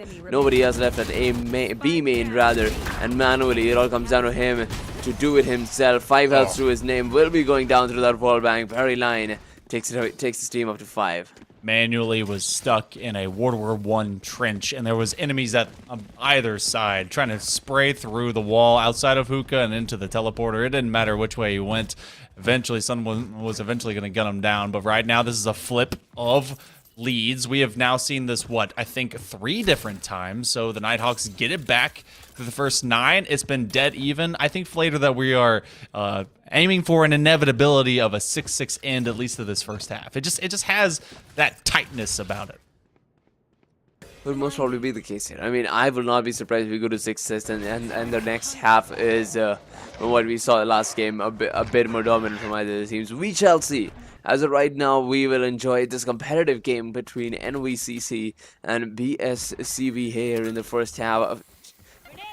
Still looking to take that equalizer. Baratine takes a huge blast from that initial shot. In fact, Manuel was able to get rid of Nunu straight from the rip of it. Manually trying to be able to find this tight angle against Baratine. They don't have to, but there's a quick flash that allows them to press on the side. The fragment is going to have a bank shot. The no command by Raven's Boss. They've not really been a huge factor in this game. And in fact, they're going to not be a huge factor in this round, except for that all the abilities are shut down for Site B. From that tight side angle, Cyantrix has the boomstick. Can they lay the boom? They don't exactly have the ease of use for it. They actually get onto site with a quick blast pack. They don't have time to bring out the sheriff, so they give away a very expensive rifle. That'll be 5-5 through the first 10. And Proto says thank you very much for the gun in hand, which he'll definitely be using to his advantage. The only Phantom that Proto picked up there from the NVCC side. 5-5 being the scoreline. The operator coming in from Cyantrix here. What do you think about that? I do like Cyantrix getting a little bit more aggressive. I feel like they're not in a worse state. They actually pick up that op, and no one keeps the op from the attacking half. They throw that thing away. They said, nah, we like active rifles, which, you know, shows a lack of confidence. Cyantrix gets rid of manually. Show stopped in its tracks. As soon as that rocket was mounted on the shoulder, manually was sent to the shadow realm. Oh my goodness.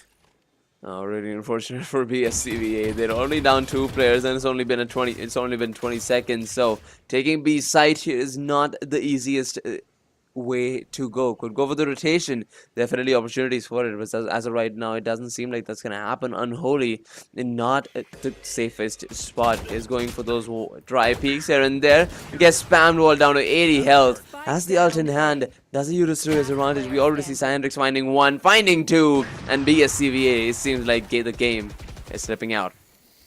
Unholy. They're going to be using this orbital strike going into the final round of this first half. And just look at these wall bangs that are being attempted by Cyantrix. Tintom is able to go and get rid of their twinsy of Brim, but Cyantrix has really been able to stop just at the door anything that BSC has started. 15-4 right now. Op crutch, some might shout to the heavens. I'm just saying it's good aim.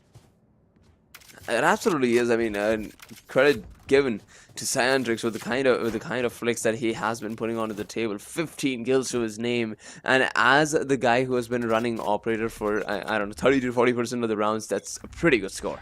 Yeah, it's an amazing score, and they've been able to at least stop everything. Orbital Strike is going to be used to get rid of anyone that's defending straight up from that U-Haul, so it's all this utility is using for short sight A. Miro, that's actually able to get rid of Raven's Boss, but again, they've not been the greatest of value. They're trying to use that blast back for Cyantrix to be able to get back to safety. They're going to be very low in health. Don't know if they're going to be able to get over into their first aid of their Sky, but another Orbital Strike trying to be able to get rid of the plant, so that is stalled for now, and the defense has been able to deny the plant.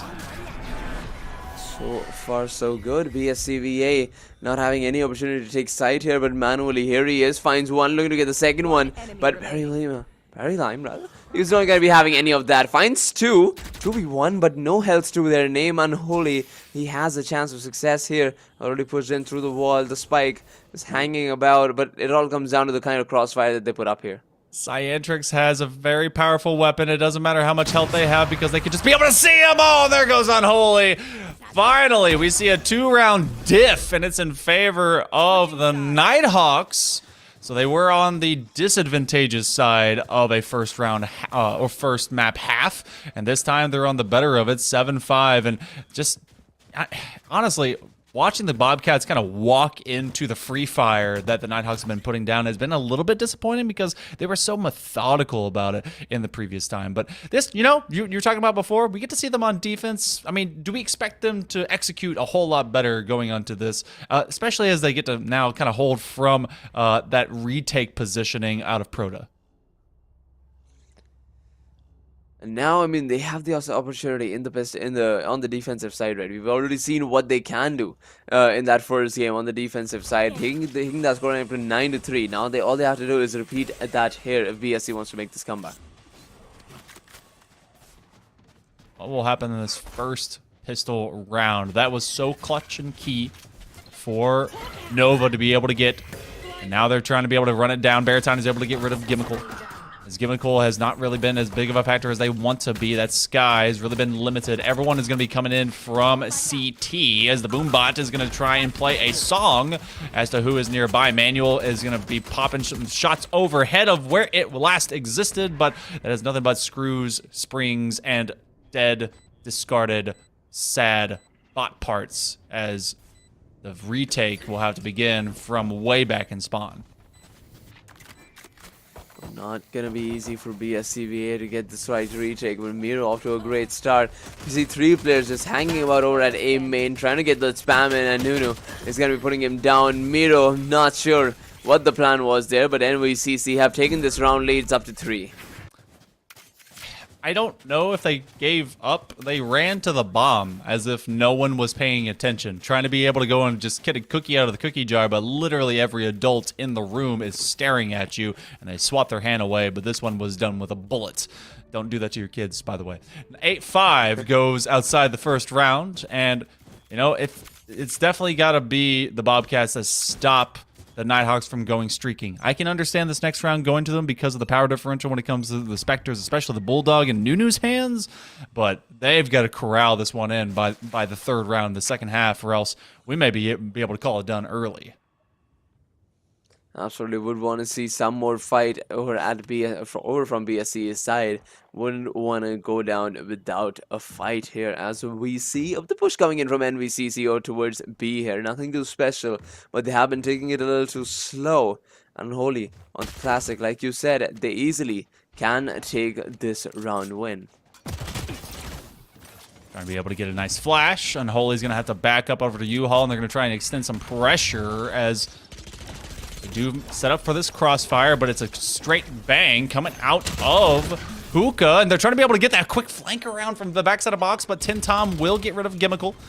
Spray down through the sky smokes as the retake of the defenders comes in.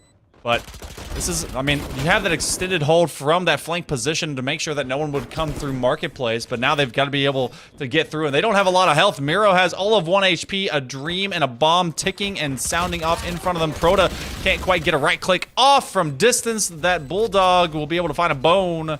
His name is Miro. We're at 9-5. Monkey, they're walking away with it slowly but surely. We see the stat scoreline having the same impact that we saw last time coming in from NVCC. They've already taken 4 rounds, and now this being the most crucial one. If you take this one, NVCC, they're almost as good as winning the series. Yeah, it's not completely done. But you got to think mentally, the resilience is really tough, especially because you've seen this team be so dominant in second half performances before. It's a difference of roles between attack and defend, but this is a team that has been executing so well by the Nighthawks. Nova, they're going to be pressing up through short A. They do have the slight difference, but it's going to be Cyantrix that immediately upgrades to a Phantom. The double blast pack through, and they bring the hurt with that hammer of the shorty. Nunu will get this plant off. Miro's going to step up into it. The plant does go down. This is a 4-3. This is doable. Most definitely is, but it seems like it's going to get harder by the second for BSCVA to retake this side of the Unholy. Trying to get some kind of spray going through, maybe some attack to his name. However, so far we haven't seen anything like that. A Viper Wall could do wonders though. Raven's boss, there he is on the rotation, on the flank rather. With the Ghost Hit hand, all he needs to do is hit a couple of dinks, which he will. NVCC, they have just taken the gun round, and they're only 3 rounds away from the series victory.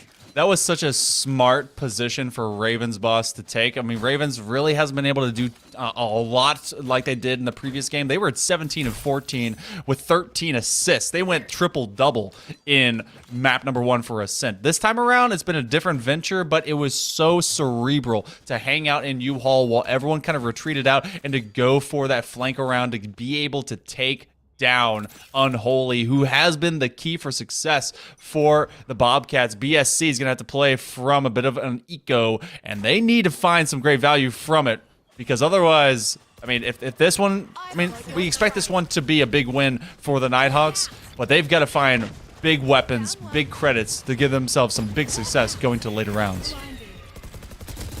Absolutely, we shall see what they're able to bring with the resources they have in hand right now. NYIT using them to their advantage, already taking this down to a 5v3 here. ESCVA, nothing you can do with the Sheriff for the hand cannons in hand, or what Stinger for that matter. You're not bringing down the force of 5 players with Vandals, Phantoms, and Operators all the way. It seems like NVCC, they're about to take round 11. Stinger, Ace. Have you ever seen it? Because I haven't. It'd be really cool. It'd be a meme. Proto versus the world. They would love to just get anything. They are under so much crossfire. They've been able to get at least 1 gun upgrade. Spray down. Oh, they lose track and lose sight. They think they're going to get pressured out from Garden. They do get at least 1. And that's all they're going to be able to celebrate. It is 11-5, a 6-round diff. We have a showstopper only on one side, and that's the attack of the Nighthawks. They can be able to lead in with that. A null command. 20 bomb is on the field for Cyantrix. 20 and 8. Nunu, 18 and 8. Both those players have been leading the squad so well. Monkey, I have but one question for you. Hit me. Do you believe in a comeback? No. I believe that this team is going to fight, but I haven't seen a timeout. I have not seen them been able to dictate how these gunfights are going. Cyantrix has been a demon. They find a kill with Miro. This is right now the Nighthawks match to lose, and I don't think it's going to happen as long as Cyantrix lives. So he's just steamrolling through the competition, already finds 2, and I won't be surprised if he just decides to push in towards spawn and find another one in the process. We see the players now pushing in from Haven, trying to get some map control. But look at that, perfect smokes, just clicking and just taking down plenty of time, followed up by perfect DKs as well. And you just have to commend the kind of performance that we've been seeing from NVCC. Yeah, this has been good utility usages. They are stepping up straight into the fray. Tintom is waiting for the lineup if they even have to use it. They have a chance. Cyantrix says, all right, come at me. It's knife fight and U-Haul, and now you have the Molly that will be able to deny them no matter what. This one will go on to the plant. The defuse won't happen regardless because Tintom is able to get rid of Gimmickle. We're on match point. They're trying to end this one as swiftly as they can. Look at the streak of rounds they've been able to take. It has been 7 in a row since the end of the first half.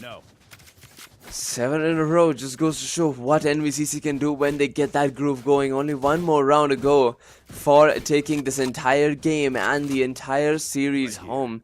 Let's see what they do here. It seems like a classic B push to me, but it all comes down to how well they're able to implement it. Light shields for the most part across the board, except for Miro, who has a Spectre. It will be a rifle round. You have Guardian in one hand, though. Gimmickle is going to try and get super aggressive. They actually are going to put this. No Seekers? Gimmickle just kind of runs their life away, says, I will try to find anyone inside of the Sky Smoke. Doesn't happen. Less than 90 seconds to go before victory is attained by the Nighthawks. Unholy, though, is able to punish Nunu. They step up into the fray, and they will find Bomb, and they find 2. They get a 3rd. Unholy's keeping this team together. Oh, and you ought to love to see it. BSCVA 3v5 at a man advantage. Can they keep it for long, though? It seems like they can, and they're in for a fight. With 12-6 being the scoreline, BSCVA, they don't want to go down without one. No, they are not going quite into that good night. That could be the only round that gets dropped by the Nighthawks. They do have a Viper's Pit. They could be able to either post-plant hold or walk it in with, but otherwise... This is a Bobcats group that is wily. They are scrappy. They're trying to be able to fight their way tooth and nail. Gimmickle was so huge on Ascent 5 and 14, not really painting how great they were. Same thing with Manually as they've traded over to this Raze. Kind of went meta. It's not really treating them well. Cyantrix has been that MVP for us, honestly, for Nova. They're going to take this one a little bit more methodical. Hopefully they're able to get that strategy down, especially when the guns are coming in from BSCVA here in this 19th round. And the first few peeks coming in from Unholy there as he finds somebody. No, the smoke helps hide it. Not for long though, as here it is, the double man passing play. The flash comes in, but look at that, Raven. He still ends up coming out on top. Raven's Boss knows when to look away from a flash. They drop a few of those flash canisters themselves. So this will be a one-man down situation for Bryant and Stratton. Trying to hold this defense, but it's been stretched over as we're actually approaching from this talk screen. They're waiting for that to deplete. That will happen. Then maybe they use their own to be able to enter over into lamps. There will be a couple of trades going on to the opposite side. So it becomes a 3-on-4. Sky Smoke's come in. The Pathfinder's going to try to identify anyone on the back end. Miro is seen. They're going to go for that plant on this other end. Now with U-Haul under contention, Gimmicle's going to step right up into the fray. Nuna's going to try and hold that crossfire, and Gimmicle's trying to try and see if anyone can be punished. The Nightfall comes out, and now you have all the U-Hauls getting expended. Oh, and it seems like NVCC, they have just walked away with this series. That ult is gonna do so much damage. Cyantrix, he finds another one, putting down to a 2v3 situation here. Proto and Miro, what do you do? Well, that's a great start. Miro finds one in the Viper ult, but it's gonna be enough to stop the Wrath. Tandem, he's also on the ult, and look at that. That's game. NVCC, 13-6 being the scoreline. BSCVA, and they were... Basically, what we saw here was the exact same thing what we saw in the second half of the first game. NVCC walking all over the opponents. Yeah, Nighthawks came in with a plan, and the first half of each of these games, a lot of contention. They came out much more advantageous as they honestly, kudos to the Bobcats. They played it very, very close. We thought it would go 6-6, ended with a 7-5. But when it came to execution of second halves of either of these maps, it seems that this Nighthawks group was able to adapt way faster than Bryant and Stratton was able to do. So congratulations to them. They will find this in a 2-0 for the Battle of Virginia. And you know what? Even bigger shout out for this second one, because Cyantrix as well as Nunu just popped off so hard. You have to commend Nunu and every single member of this team being able to keep up with what they wanted, right? In going into the second half, they were on the opposite side of the field. So it just goes to show that no matter where they are, once they have a hang of the map, once they have the hang of the players that are going up against them, they are able to dominate the competition, and that is exactly what they did here in game number 2. Well, you know what? We got to see a great sweep. Flater, it was an honor to be able to cast alongside you. Maybe we'll get some Rocket League together in the future. That could be kind of fun. For sure. You know? But for right now, your future consists of a little bit more Valorant. As on the opposite side of this break, we'll be having some ECC Week 6 action. It's going to be NYIT and Molloy University with Orbital and Laird taking over the booth. For right now, I'm Hail Monkey Man. That's Flater, and we will be not here on the other side of this break. See you next time.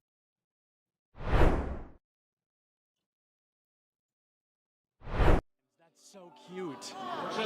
UCF, and it's really cute. So I'm gonna move down here. How do we feel? The odds for UCF? What are we thinking? They got it. No, we got this. We got it. We got it. Go Knights. Charge on. 100%. My friend Nick is behind you. He's gonna record it. Don't look at him. You'll ruin the shot. Don't look at him. Don't look at him. Come on. Oh, let's go! Let's go!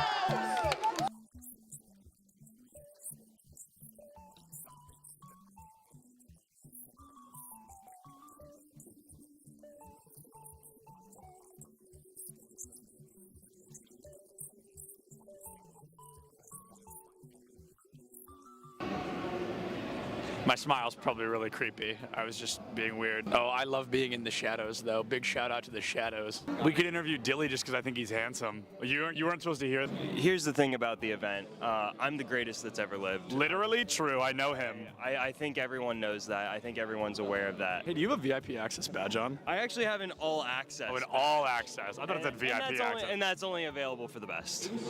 That's true. He's right. That's a main stage TO right there. If this goes live, I'm suing everybody. It's all right. A video of me, the first clip is me saying, don't put that in. And then it was the first, cut the cameras. Oh, you're recording already? Great. So this is this is Bay State versus UCF. I believe something that we saw yesterday on day 1 of the tournament, but instead we're going to have that run back here. I think they're fighting for a spot in Grand Finals. Anarchy, one of the best Greninja players in the United States, currently struggling against a Terry. Terry notorious for that DLC privilege, being a very strong character with some very strong abilities. Greninja, not so much, considered one of the weaker characters in the game. A Falco player, one of the best in the United States, and he just got spiked by a Terry. Same Terry that took out Anarchy literally minutes ago. UCF still up by 2 stocks. This guy is looking to rip this team apart single-handedly. That is, nuts, to say the very least. Absolutely absurd. That was a disgusting spike. I cannot believe that happened. Will you hold the microphone so I can sign this? Sorry. For context, he's got a fan. He's actually signing something. He's so excited. What was it like to not hear my voice for 2 minutes? For 30 seconds, maybe. What was it like? Probably bliss. I was signing a mouse pad, which is really cool. I've never done that before. Nobody's ever asked me for a signature, so I'm going to start blushing, but I'm really excited about that. And then he wants a picture. Can you take a picture of us? I said, is it bad? She went, no. I'm going to go ahead and take that as a yes. Turns out I can't tie a tie sitting down. What do you think is the appropriate face-to-screen ratio for a Valorant player? Face to screen, like how close I sit? Yeah, like how close should a player sit? Personally, I play really, really close. I think it depends on your eyesight, but for me, I like playing close because it helps me focus on my crosshair. Is the value of sitting close, the crosshair being the only thing in your line of sight? Yeah, that's pretty much the main benefit of it. It's so funny how close some of these guys sit. Oh my goodness. What do you think is the healthy face-to-screen distance for a Valorant player? I think it's all kind of personal preference. I guess I would consider myself like pretty close when I play because I like to zone in on my crosshair. It is the second person to say that. It's all about the crosshair. And then what's up with the horizontal keyboard? I don't know, like it just kind of fits like the form when I'm close to monitor. Like I don't know, it might sound cringy, but I like to like be one with my gun, you know? No, bro, I feel it absolutely.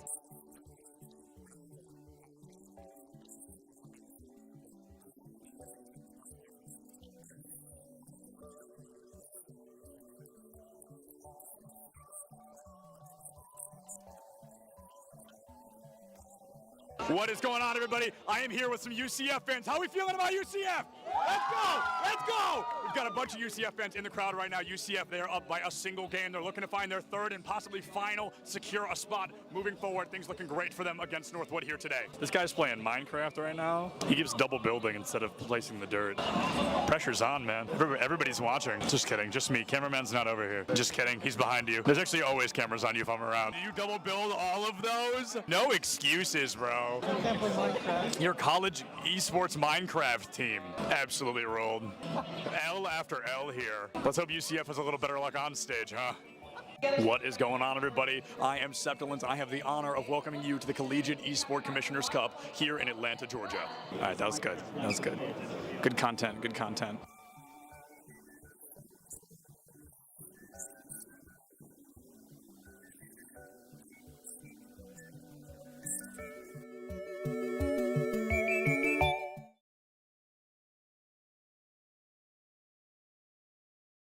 My name is Dusty. I'm 24 years old, and this is my first year at Bay State College and first year towards my bachelor's there. But I've been going to college for a few years now, or several years now. Cool. What are you studying?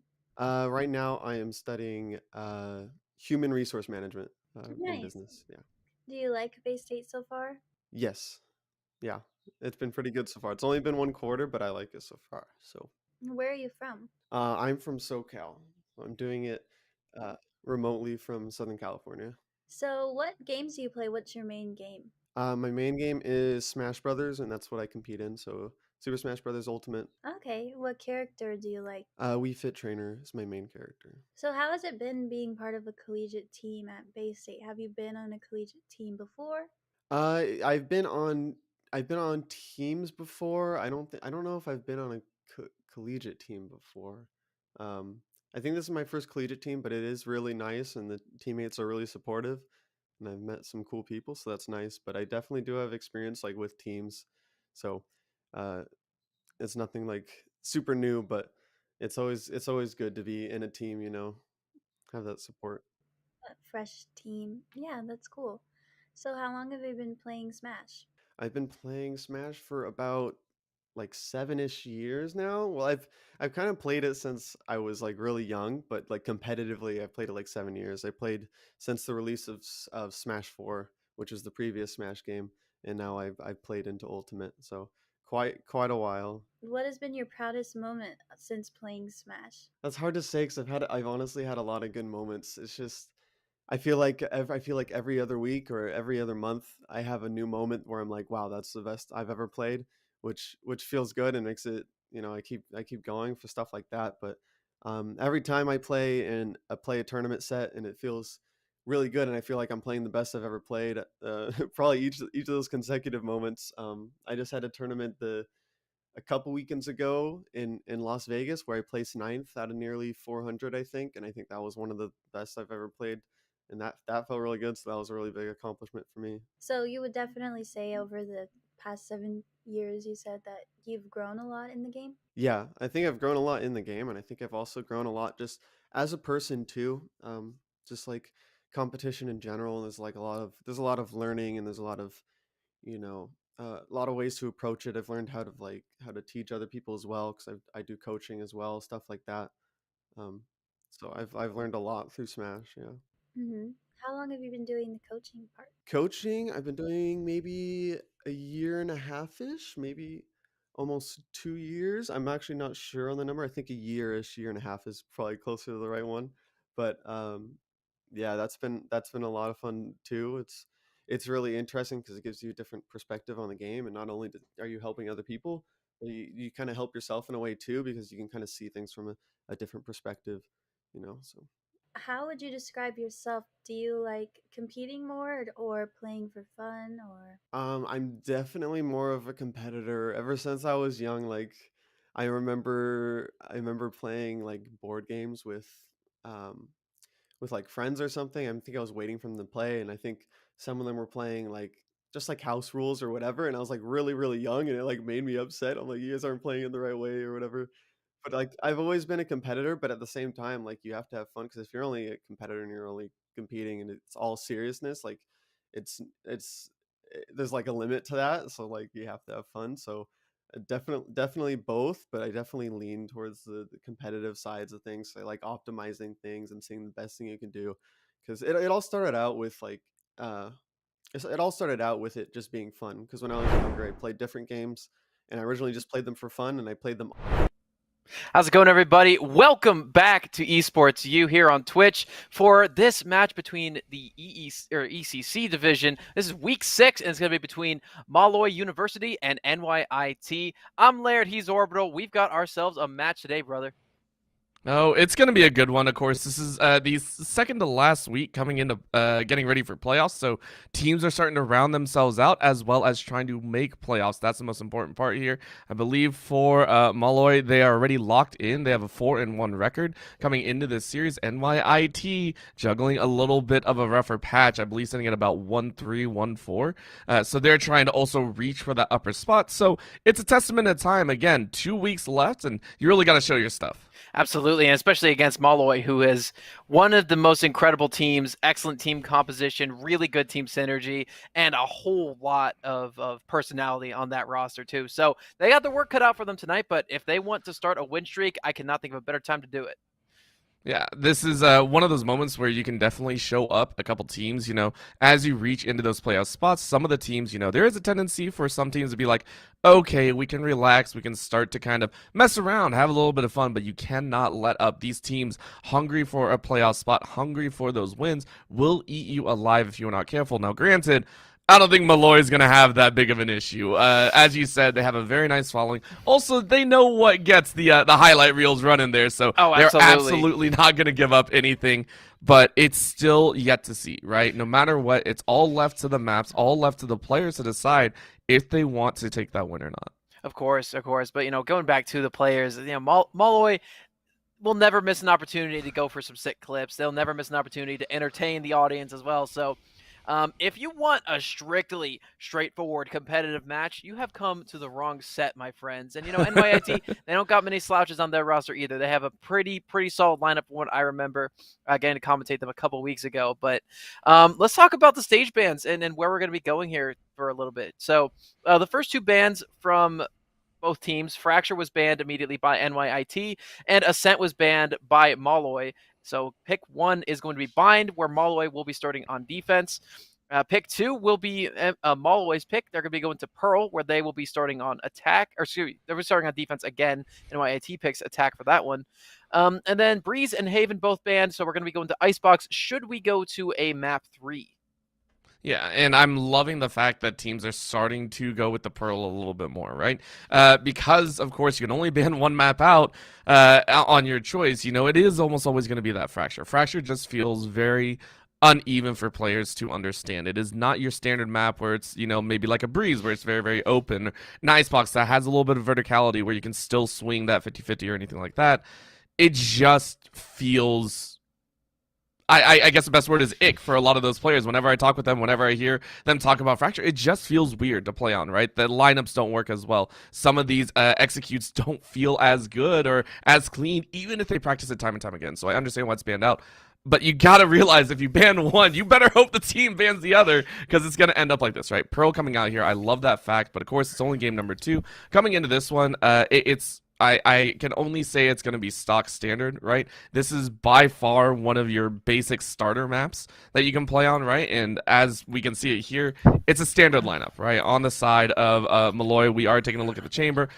Absolutely nothing out of the ordinary on their lineup. No, absolutely not. We see Max, who's going to be locking in the Rays. Max's Rays is something I haven't gotten the opportunity to witness just yet, Orbital, but I am quite excited here. We have a pretty similar team composition being locked in already. With a Raze, a Brim, as well as a Chamber being locked in for the opposing side. However, the only differences between these teams at the moment are going to be one of the initiators and a extra attacker, or excuse me, an extra duelist. So starting off here on Bind, pretty standard pick. This is a really fun map, though. You got a lot of fun rotations with those teleporters, providing a lot of versatile gameplay. Some really fun ratty spots if you'd like to go for that, and just some fun sights all around. Yeah, it's I like the fact that you pointed out the ratty spots, which I love.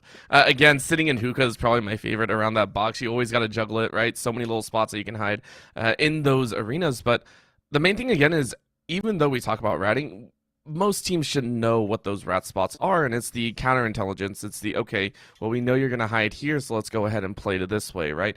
It's the understanding of, we know this map like the back of our hand.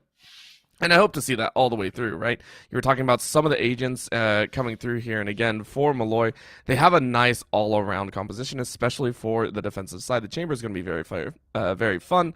But Larry is going to be bringing in that brimstone, which I personally really, really like. You can see I ate your cupcake on the other side, holding the same. So let's see again where the smokes decide to go and how much information denial is going to be utilized by these teams. Yeah, it's very exciting. Now, you got to keep in mind another thing as well. We got 2 initiators coming in from NYIT, so they got a lot of util to be expended, and they can cover a lot of different angles when they're approaching the fight. Throwing on offense here with this lineup is pretty good. They're going to be trying to take fight first thing.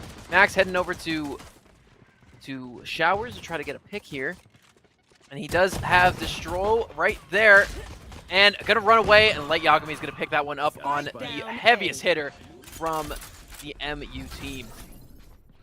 Of course, that is a very, very quick clip, but look at the damage. I mean, Tanuki's just going to clean up alongside Larry. Sasuke is going to take another, and just like that, they make it look easy, right? The plant goes down, sure, but Light Yagami, you're not going to be able to do too much. Anime on anime fight leads it to MU taking round number 1. A little bit of extra money into NYIT's pockets, though. Light didn't have his book there, and Sasuke was able to just take him over there. So, in your favorite anime fantasy battle, it will be... I'm sorry to say it to all you Death Note fans, but it will be Naruto winning out in the end there. But that's going to be first point for MU, and they're going to have access to a lot of good econ for this next round. And looking at it here, I mean, it looks like they're not really going to take a chance on NYIT side, which is, again, a little bit surprising. We have sometimes seen Spectres come out. I think the one that we've seen mostly is Stingers on second round just to have a little bit of fun, but opting to full save means that they are not confident in taking those gunfights, which I think is appropriate. MU should have a lay of the land. This time it's a B site attack. Just trying A, trying B, trying everything that you can do. Of course, it looks like a lot of players posted up in hookah as well as on long. Sicko in hookah right now alone. Tanuki trying to proc out anything. He's going to dash right through. And yep, a 3-man approach coming in from long. Easy, easy does it. Slow and steady wins the race, at least for NYIT. They don't want to make any sudden movements here. If they go too quickly, they can end up kind of ruining themselves and leaving Kronos in that lurk position, kind of that ratting out spot. Might give them a little bit of leniency, but because of the denial, because of the frontal gates here from the side of the brim, no, they're going to do a rotate here. They might run straight into Max, which could be quite dangerous. It's a big question mark here. If they can double swing. If they double swing, it might work in their favor, but, you know, only time will tell with these pistols. Max jiggling back and forth. Yep, just trying to hold this one. You're making a little bit of noise there too, right? Yep, okay, double peek, but he's going to be hiding behind those blocks. Yep, good man hanging out right back there. Is going to get surprised, but he's going to get one. He's going to look for a second one. Double headshot there to get rid of I ate your cupcake. And then there are 3 left in Showers. Sasuke's holding off nearly single-handedly. It's just, again, it's an anti-eco. It's easy. It's done and dusted, right? That is a flawless round. MU collect 2 in a row, and now comes the big hitter, right? The bonus round is where things are going to get a little bit messy. What can they do here? That's what you're really looking for MU. Because, again, this is a team that is 4-1. They are well and experienced in understanding how to take over fights.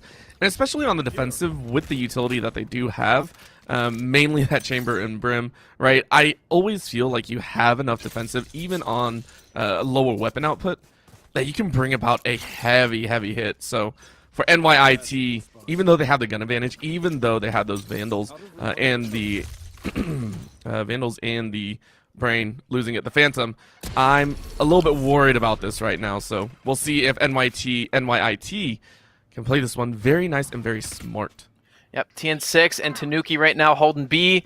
You've got yourself a couple of players to contest coming from hookah. You got 3 long at the moment, as well as Kronos playing back a little bit. With a Vandal just trying to hold out any potential flankers, but little does he know, he is pinched at the moment. Heavy pinch too, and I love this flank that they're putting on MU, taking the fight forward and saying, hey, we are going to ensure that you have to fight at our distance choice. This is actually a huge big brain play from Molloy. Inside a B site, though, it's going to be a big question. Tanuki is going to spring out of the shadows and take one. Larry is going to fall by Light Yagami, but the play is going to go down. Kronos is able to take one and look for a plant. They are going to get the plant. Now it's a question, how does this retake happen? They still haven't fleshed out Tanuki. They haven't, but they're a couple of players from MU are going to be heading around long. Tanuki's still hanging out elbow, trying to look for a pick at the moment. Max will be swinging right into I Eat Your Cupcake, gets rid of one before he falls himself. TN6 picks one up. Kronos and Light Yagami are going to get rid of Sasuke and Tanuki, and it is just TN6, the last man standing for MU at the moment. Who has a Vandal? Yeah, but yeah, this is a huge chance if you flush out the top and hookah. You do, and now you take a swing, but you can't. Kronos makes it with the 3K, so it is close. It is damaging. NYIT won to win with a bit more flavor than that, right? At least 3 members alive would have been optimal. But they're down to 1, so this 4th round should lend itself to the side of MU, covering quite a bit of ground. I'm not sure if NYIT are going to be able to buy fully into it, but you know, we'll see what they can do. Max 2 away from that showstopper, 1 away on Kronos for that ever so lovely tour de force. So Ultimate's starting to come online, but surprising no one has been able to actually slap theirs up here.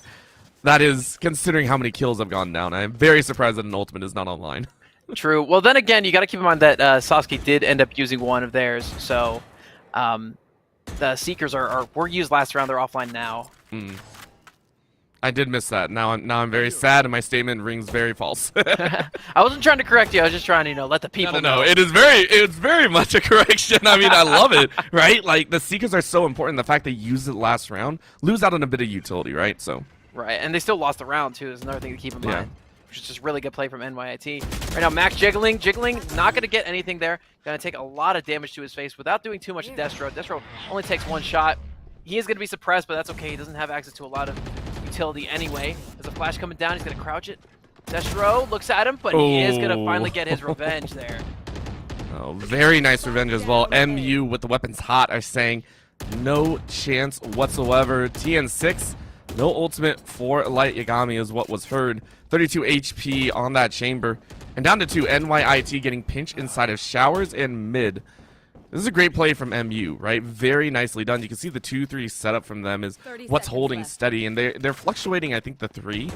They've done 3 in B and then 3 in A and then back and forth over and over again. I really, really like that play. You do see some teams wherever they will sometimes just kind of sit the same people over and over again in those sites. So it is imperative that you transfer people out whenever you get the chance and really keep the opponent guessing. Very nicely done. TN6 getting a 3rd. And now with time running down, I mean, Kronos, what can you really do? You're hoping to hold off, hoping to keep all of your shield as well as your weaponry and carrying that into the 5th round. On top of that, he's trying to look for a pick here, just making sure that, he's in a position where he can be aggressive, but not going to get too called out there, and he will not find anyone. So Kronos is going to stand tall yet again, last man standing for NYIT. However, tempo very, very heavily in favor of TN6 as well as the rest of the MU squad. Yeah, 6 kills so far, a little bit over 1 per round, which is very, very important to kick things off here. And the fact is, you now have a good handle on the gun economy, right? MU, we saw them push up. I think it was round 3 that they decided to do a full wraparound on the B site. And this time around, they can do it again if they so wish, right? They can push into some of these weapons as long as they're willing to take some of the gunfights. And I feel they're going to be fine, right? They're going to be okay. They've been winning some of these gun duels pretty nicely. I think the most we've seen is a 1-1 trade against them. So, and I mean, that's not even really a loss, right? For the side of MU, they can swing this, they can jiggle, and just like that, Larry gets a good peek in B mid, and there's at least 1 hiding over there. I do love the split push that they're going for right now. 2 in A main, 2 in showers, and then you got 1 holding back site, preventing anyone from rotating over from B. Kronos right now trying to use an aggressive tour de force to push his way into site. However, does not have any lines from this position. Sasuke is eyeing him down, though, so he needs to be really careful, and Kronos is going to pick one up. Easy does it, and that's what an ulti can do. So tour de force crying out and giving a 1 lead over to NYIT, 5v4. Of course, the question is, can they still enter? That's only 1 gun that you have. You still have to work against multiple Vandals on the other side, and because you took the pick on A, I'm not sure if rotating B is the right call. They're going to go ahead and give it their best shot. The information given, Nightfall. Nightfall's going to go out. You're going to try and space out, but Tanuki was waiting with the crossfire. Nice pinch, And that's but one of gonna them's going to lend get grabbed too. huge- Destro. This is going to be a swing. Oh, Tanuki gets them both. Yep, 3K there. Light Yagami is able to fight back, but Larry is going to fall. 3v2, time ticking down. What can NYIT do? They're going for the plant right now just to get some extra util, but no, the smoke is going to dissipate at just the wrong time. And it is the two top fraggers, Max and TM4, still standing tall at the end of that round. 6 and 7 kills respectively. And they're going to make that happen for their team, get rid of that last push. NYIT has really run into a net at the moment, and TN6 is going to put a dagger in them with his own tour de force. And the fact that MU rotates so quickly, I think, is very impressive, right? Because for this team, it's not so much that you're disrespecting the opponent, but you are looking forward into the playoffs, right? You're looking in how you can clean up some of your plays and how you can clean up some of your executes, retakes, or anything of the sort. Right now, it feels like MU are cleaning up the fact that once they have information, they need to rotate quickly, and this is exactly what they're doing. Sicko throwing out a lot of information over on B side and Hookah, and you can already see MU willing to try and push up a little bit further, get the backup there in time to help out the rest of the team. And right now, Tanuki in a really nice position, but then again, there are 4 or 5 players, actually everyone from NYIT is right now trying to pursue into B site. Tanuki hanging out underneath there. All NYIT had to do was look down there. All right, and Sicko's going to get popped. He's going to be up on the box, but no, really good coverage there. However, an even game comes forward as the site gets cleared by NYIT. Now, there are 2 coming in Hookah. It's Max and Sasuke. But they don't have Spike at the moment. Okay, they had to run back and grab it from Long, but now they do put it down. A Molly as well, going to be helping Max get through. And it looks like they're actually going to back away, so they don't want to waste any time, and so just trying to find another angle might be the right call. But NYIT, how are they going to set this up? Because the crossfire is very important.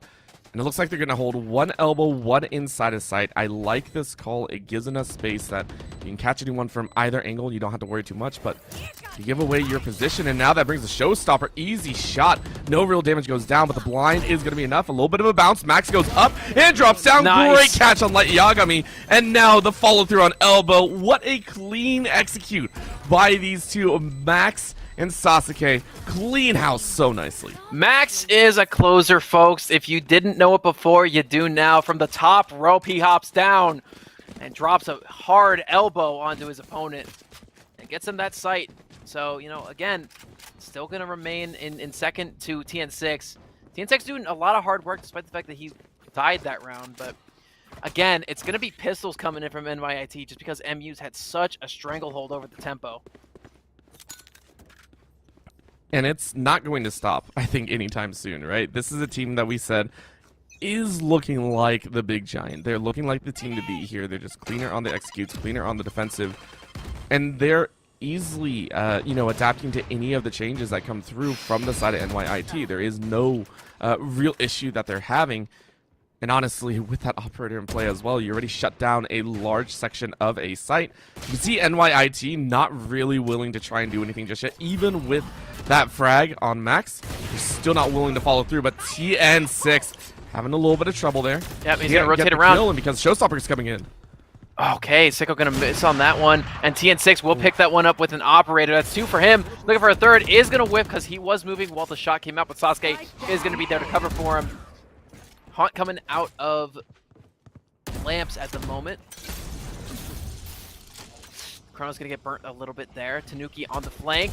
Chrono sees him, is going to whiff twice, but Tanuki with that fancy will pick that one up. Light Yagami in a corner, righting his wrongs at the moment, but Tanuki is still going to seal the deal. A nice comeback around flank. And that's going to be 6-1 in favor of Molloy. 6-1 easy does it, right? They're making it look easy over and over again. And I mean, what can we say without sounding like a broken record, right? This squad is just very, very good. And you were talking about it, right? This team also likes to be a little bit of a showboat at points. They know what gets the highlight reels going. They know what needs to be done to also close out the game, and I think they're doing it here, right? Again, here, full court pressure. You can see it here playing very close to the chest. No one in the far angles and saying, hey, we're going to take you down. TN6 with a hard swing in mid says thank you very much for first blood. And that is going to help crucial pushes kind of dissipate a little bit because you are at the man disadvantage.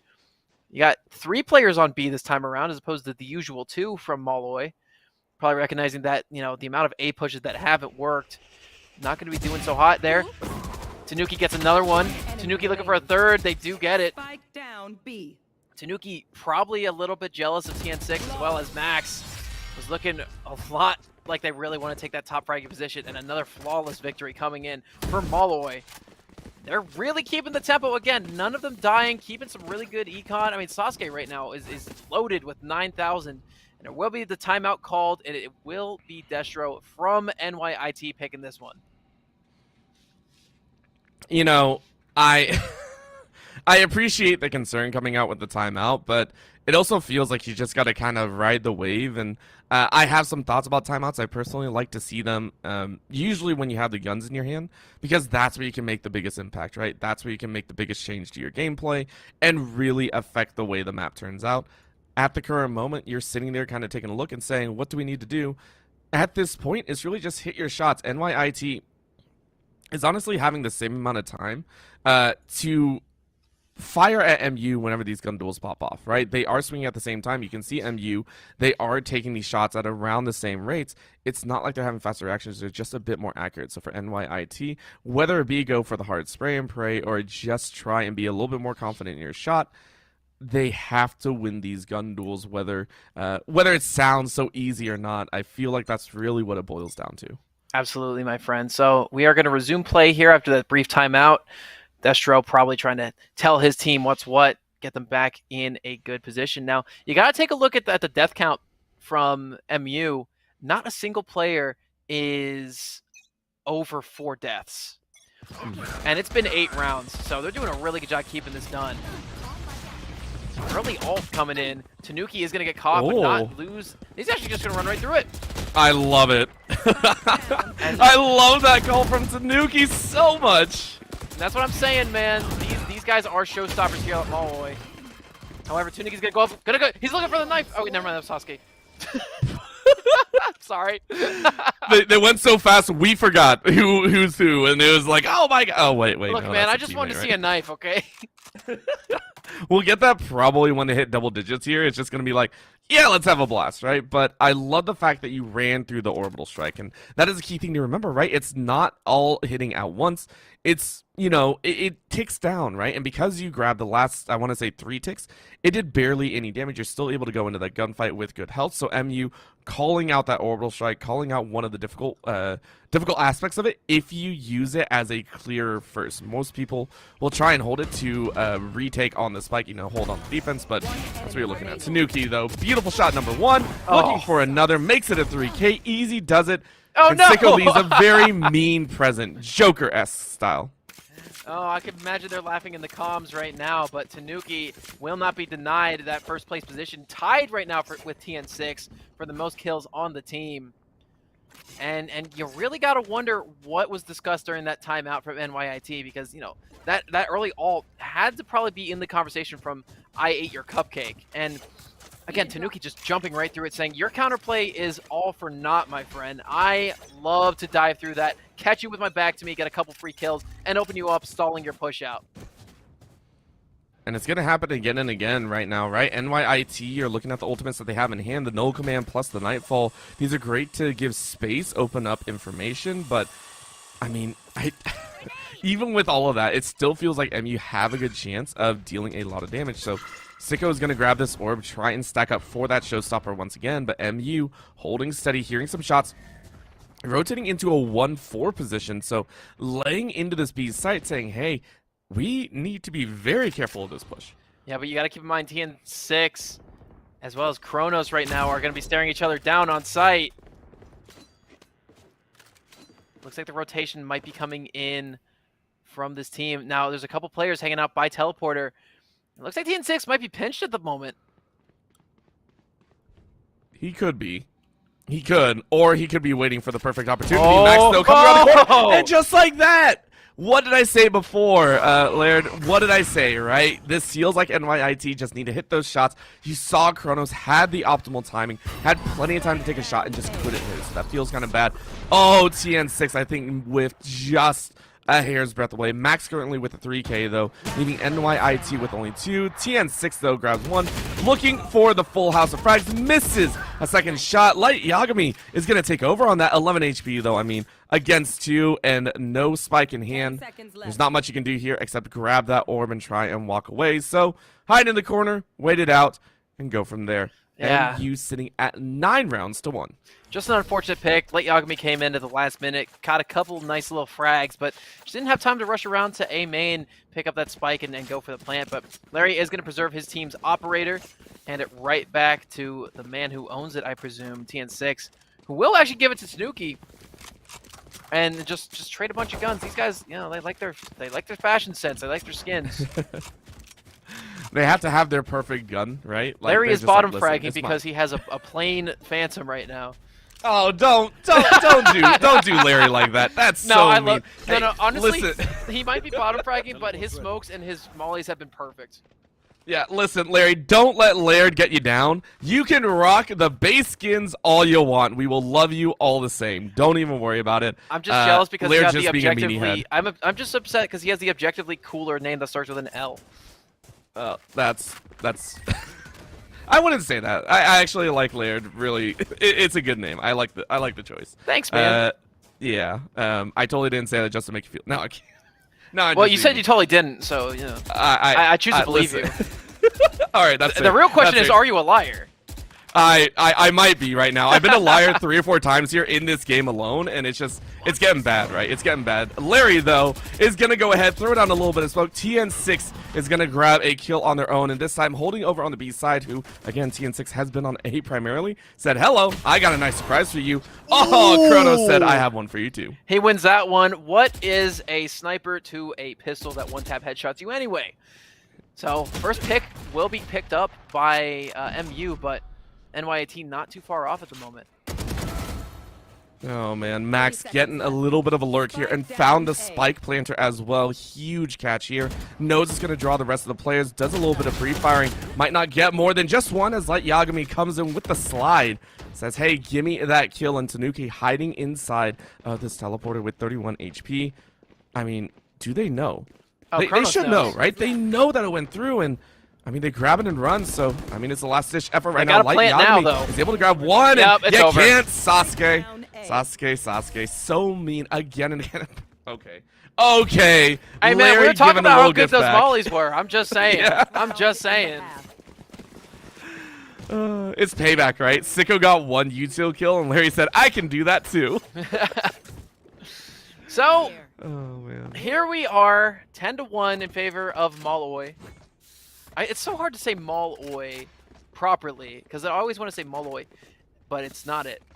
It's like mall, like you walk into a mall, right? It's Or like, Molloy. or like you walk into a molly if you're from NYIT. Well, I thought you just said it's not like Molly. What? It's not Molloy. What are you doing to me, Laird? What are you doing to me? It's Molloy. Molloy. It's okay. Is it Molloy or is it Molloy? Like, come on. There's a difference, right? It's Molloy. Okay, Molloy. We are going with Molloy. Laird, if you switch this up on me and you're getting me flamed in Twitch chat, I will find you. Yeah. Good luck, brother. Oh, It looks like a showstopper will be coming in. Oh, but Sicko gets picked out of the air. And Max is Oh, going to man. find his kill. Oh! Man, but Light Yagami holds it down too with a sliver of HP remaining and access to that nightfall. Oh, yep. Tanuki comes in, sprays and prays with those knives, and it will be Molloy taking the majority of the rounds in that first set on defense. And now they're going to be switching over to offense with an 11-1 lead, 2 rounds away from winning. If they win this first gun round, Orbital, that could be the dagger that they need to win.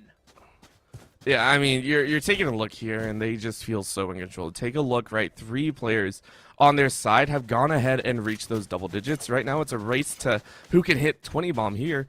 On the flip right now, it's only Light Yagami that has really been able to break through. 14 and 11, an absolute star. Rest of the team having a little bit of a difficult time, and I mean, it's not even. I want to say it's a little bit on them. At the same time, it's just MU playing to their own level, right? They just feel like a cut above right now. And I mean, what more can you do here? MU going to skill check everyone here in showers, and this is going to be a very, very fun pistol round. Excellent push. Okay, and everyone's right there. Sicko gets sprayed down. TN6 picks up 2. Kronos is going to spray into Sasuke, comes out of the smoke, and right in Larry's face, but Max is going to pick him up from behind as well. Max currently sitting at 18. 2 kills needed in order to reach that 20 bomb. Big shots here. Yep. Put Max that is, dog on a leash. Nice trade there from TN6 onto Light. Ooh. He's going to go around to try to contest Heaven a little bit. Yuki right now, looking for something. Ooh. TN6. Low HP. Hang on, you know, there's that Molly coming in. Look, if I eat your cupcake gets just two hip shots right now. Yeah.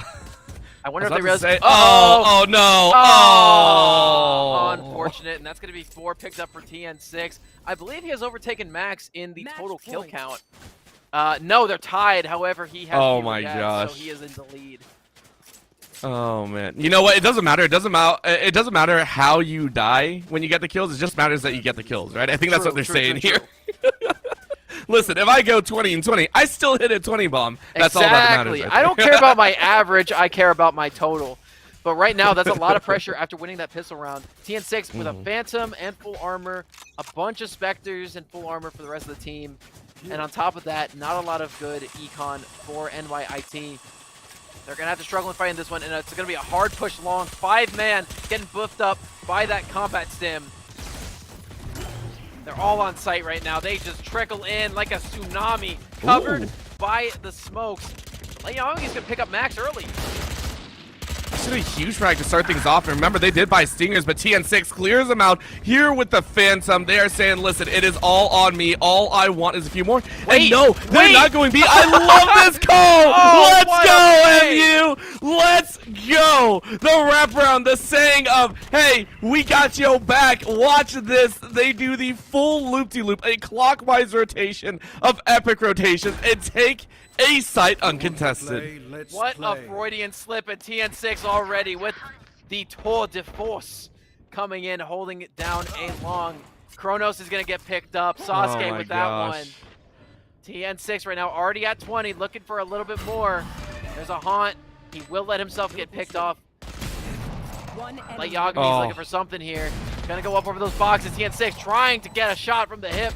Pulls out his knife. Spins it around, says, Light, you don't have enough time. You don't have enough ink on that paper to write my name down, brother. And it is going to be a 13-1 near sweep from Molloy University. That is, I mean, we expected it, right? Let's not mince words. We did expect this out of Molloy. We expected them to be strong. We expected them to have a lot of pressure there. This is well within line, and honestly, they just played better. There are points where I always say, hey, the opponent messed up a lot, right? Hey, you know, you messed up on a push here. You didn't swing together. You didn't do this. You didn't do that. No, this was NYIT doing what they could, right? They swung at the right times. They tried to enter on their attacking side at proper spots, but MU shut them down at every single option. And at that point, I mean, it's almost mental breaking. So huge props to MU for a very clean game number 1. I would expect nothing less moving into game number 2 as well. Of course, and we do have access to the scoreboard. You guys don't. Sorry about that. So we're going to take a look at that real quick. But I will say that the match MVP might surprise you. It was none other than Light Yagami with the highest average combat score by only 4 points, triumphing over Max, and by 8 over TN6. But before we get into the next map, folks, which will be on Pearl, Molloy's pick, we're going to go to a quick break, but when we come back, we got a lot more high-flying action, as well as NYIT's chance to claw their way back into this thing. Stay tuned. We'll be right back. I played them so often, and I got so good at them to the point where it just started to naturally lean into the competitive side of things, and I was so good to the point where I was like, oh, okay, what can I do to make myself like better, and how can I see this as like something I can improve at? So it kind of made like a transition a little bit, but so it's both. If you were to give someone advice who may be looking into joining an esports team, but they're kind of on the fence, what would you tell them? My advice would be to really like think over what they're looking for, like in not only in the collegiate esports team but in school as well, and like see like exactly does this line up with what they really want, and just to figure out what they really want and if it's going to be a good decision, from like a scholarly standpoint and from like a financial standpoint, because there's a lot of things to consider.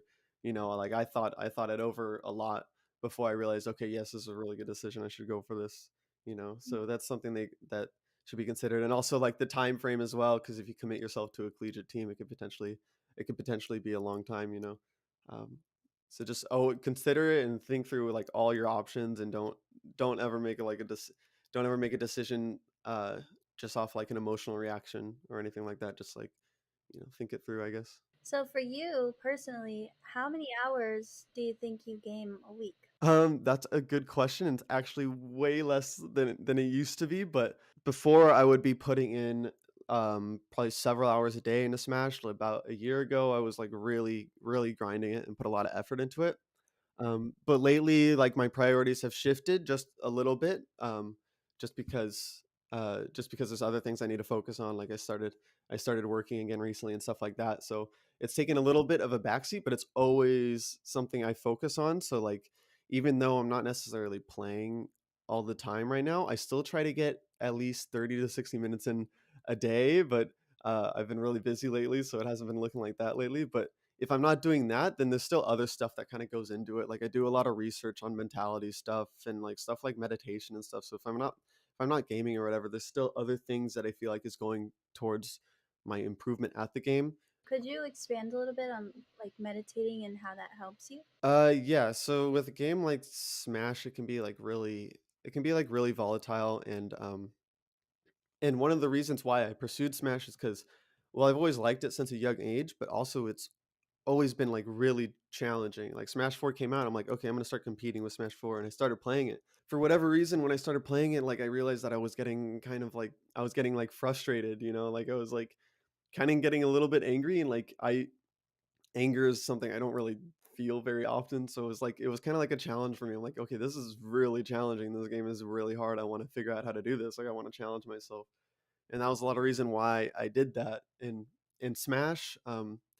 Just like some other things, like it can be comparable to kind of like chess and tennis in a way, with like mentality aspects. And I used to play tennis in high school, and I was never really like super good at it, but I was really into it whenever I was playing for some reason.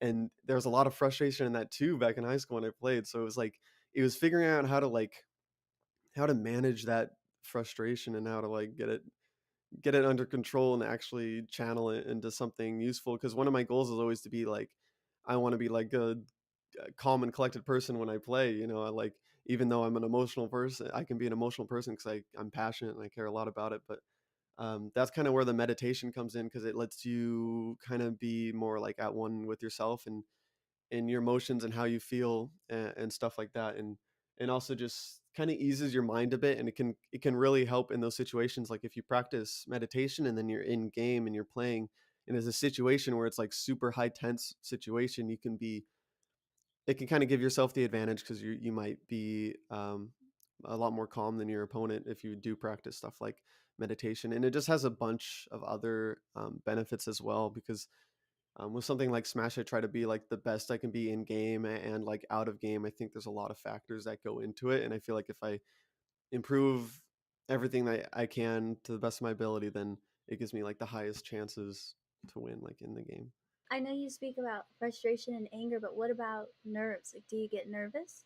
Every now and then I definitely do get a little bit nervous.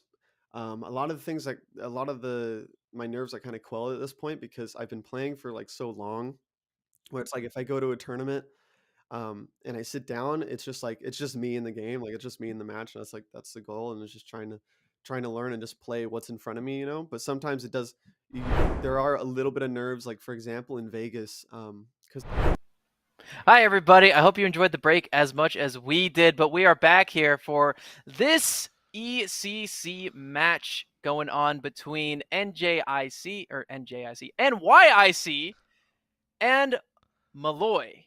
University. Coming out here with a 1-0 lead, as well as a 13-1 near sweep in the first map of Bind. But we're going to be going on to map 2, which is Pearl. And Orbital, you're particularly excited for this one. I am. I have a very fond moment of Pearl. I love it so much because, again, with relatively new maps, it brings a lot to the table. Again, with the most recent changes, it evened up the attack and defense, right? I think that was actually a couple patches ago. I want to say a couple months, actually. But it still feels a little bit fresh where teams are still willing to go to the extremes to try and win around, right? We're seeing a lot of crazy pushes. I want to say B is still one of my favorite because it goes almost back to Ascent, right? It goes back to that, I want to say Ascent. Brain, hard, difficult. It feels very straightforward, right? It's just a long hallway. You better run as fast as you can and get the kills along the way. Or you have something like a Neon, right? There are so many different options that you can go with Pearl that it basically forces you to improvise and bring about new ways of making this map work. So for me, at least, we saw Standard before. I want to see brand new from these teams. I want to see Crazy. I want to see a Harbor. I want to see a Neon. I want to see Crazy. I'm not really getting that, but it might be close enough. We do see the Breach coming out for Sasuke. I will say something that is a little crazy, Orbital. Take a look at TN6 and Max. They're swapping mains for this one. So for those of you who aren't aware, on maps like this one, we do actually see Max generally opt for the Fade, but this time around, he and TN6 are switching the script a little bit here and playing each other's characters. So doing a little bit trolling while they are up at the moment, but again, with their aim, it is no shocker they're probably going to be good. And, you know, I do hail Fade as one of the best initiators in the meta currently, as well as one of the best ones on this map, particularly on A site. You got a lot of spots to hold on long. Having any way to divert your opponent's guns away from your players is excellent because hitting that haunt is super important. There's a lot of esoteric angles that you could throw that thing at as well. So it's going to be really fun. Now, on the other side of things, it looks like Sicko and Destro are going to be still locking in characters. Sicko, who I believe was playing they were raised last time, if I'm not mistaken, but we've got Destro, who will be staying on the KO. I Ate Your Cupcake, who will still be staying on the Brimstone. Kronos on the Chamber. No surprise there, but Light Yagami will be playing Control, it looks like, on Viper for this one. And I think this is the most important distinction, right? We are going to see the Viper come out. This is, again, controlling those sites, controlling those opportunities, and it's a lot about cutting off the line of sight. I think that's actually the most important factor, right? There aren't any real cubbies here that you can cut off with a smoke only. You need that wall to give yourself a little bit more of an advantage.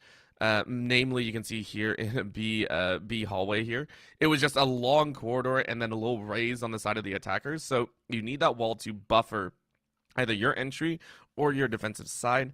It's going to help a lot. So keep eyes on where the Vipers decide to go, whether on defense or offense. Take a look at where their wall placement is, and that will dictate, I think, where the teams will be going, where they will be deciding to make their initial pushes. Yeah, well, I'm excited to see what Molloy does here. It's going to be very fun to see them in this situation. They're going to be starting on defense yet again. Now, their defensive tempo is really good at giving them the opportunity to just snowball whenever they finally get back on the offense. Their attacking is really good. They have really aggressive pushes, but on defense, they are strong and tall. And I will say something about Molloy Max. Max is really good at single-handedly holding down long sights, so it's not a surprise to see why he's on the chamber right now, but he is pinned behind that pillar at the moment, and it looks like Sicko, as well as the rest of NYIT, is going to be pursuing him. You can see that, and already with the teleport, it now means that they are stuck without a paddle. You can actually see the collapse on the back end. This is going to be a huge pinch. If they don't get the plan down, it's going to be very dangerous. It's going to be one kill. TN6 with a great rotate says, hey, you have no chance. Smoke coming down just a little bit too late. Sasuke able to find Sicko. Blind goes out on the backside of B, but Larry still on site says, give it to us all. MU clean house. Yes, the plant went down, but it does not matter. Not a single kill with the way of NYIT. And I'm really interested at the end of this round to say who is in the lead, but it will be TN6 getting the defuse at the moment, so it's a little bit of an extra notch on to their team ace as well, huh? How about that? And Sasuke leads with 2 assists. Still waiting. It's a nice one. You love it. You love it so much. Actually, I don't. Just kidding. Oh. Listen, I love Breach. Breach is my favorite character. He had his fingers crossed, by the way. Laird had his fingers crossed behind the screen. I totally Hey, saw man, it. I'm Celtic. He's Celtic. You know, we're pals. You know? All right. That's good. That's good. A lot of love for Breach, which I want to say just recently entered back into the meta as well. Not as long as a staple as some of the others, but you know, bringing it back feels good, right? An agent that's been around for quite some time and has not seen a whole lot of love. So in the recent months, in the recent patches, has been seen as another answer alongside Brimstone as well, right? The duo has been seen as pretty nasty if you can combine them, but we'll see if that still holds true. Again, with the team Ace, taking a look here, MU going to be pushing up this A side, calling out NYIT, who are stuck closer to their own spawn. They're going to be pushing A from mid, and Tanuki has this on lock, looking for the head jiggle, misses it. Late Yagami with actually a shallow one, really diverging what Tanuki was expecting. He's going to get suppressed there, but then again, doesn't have a lot of util to use at the moment, so he's in a good position. TN6 right now, trying to hold him off with that Spectre. Gets a little bit of damage to his face, but does a lot more to his opponents. Destro's already down. Tanuki gets another pick there. Looking for more kills, has everyone in the yellow, and yep, gonna be the spray and pray from TN6 as well as the help of Larry. Sicko in the corner, and that pain shell's gonna come out and take that one. So Tanuki's gonna get 3 on that one. That feels good. Again, Tanuki being the sneaky raccoon that they are. Tanuki playing it up perfectly. Very nicely done, and this is now up to NYIT. Will they get the round? Because this is the only round they won in game number 1, right? They only won the bonus round. And I quite honestly feel like the rest of MU are going to be like, we want a perfect game. We want a 13-0. Let's see what we can do.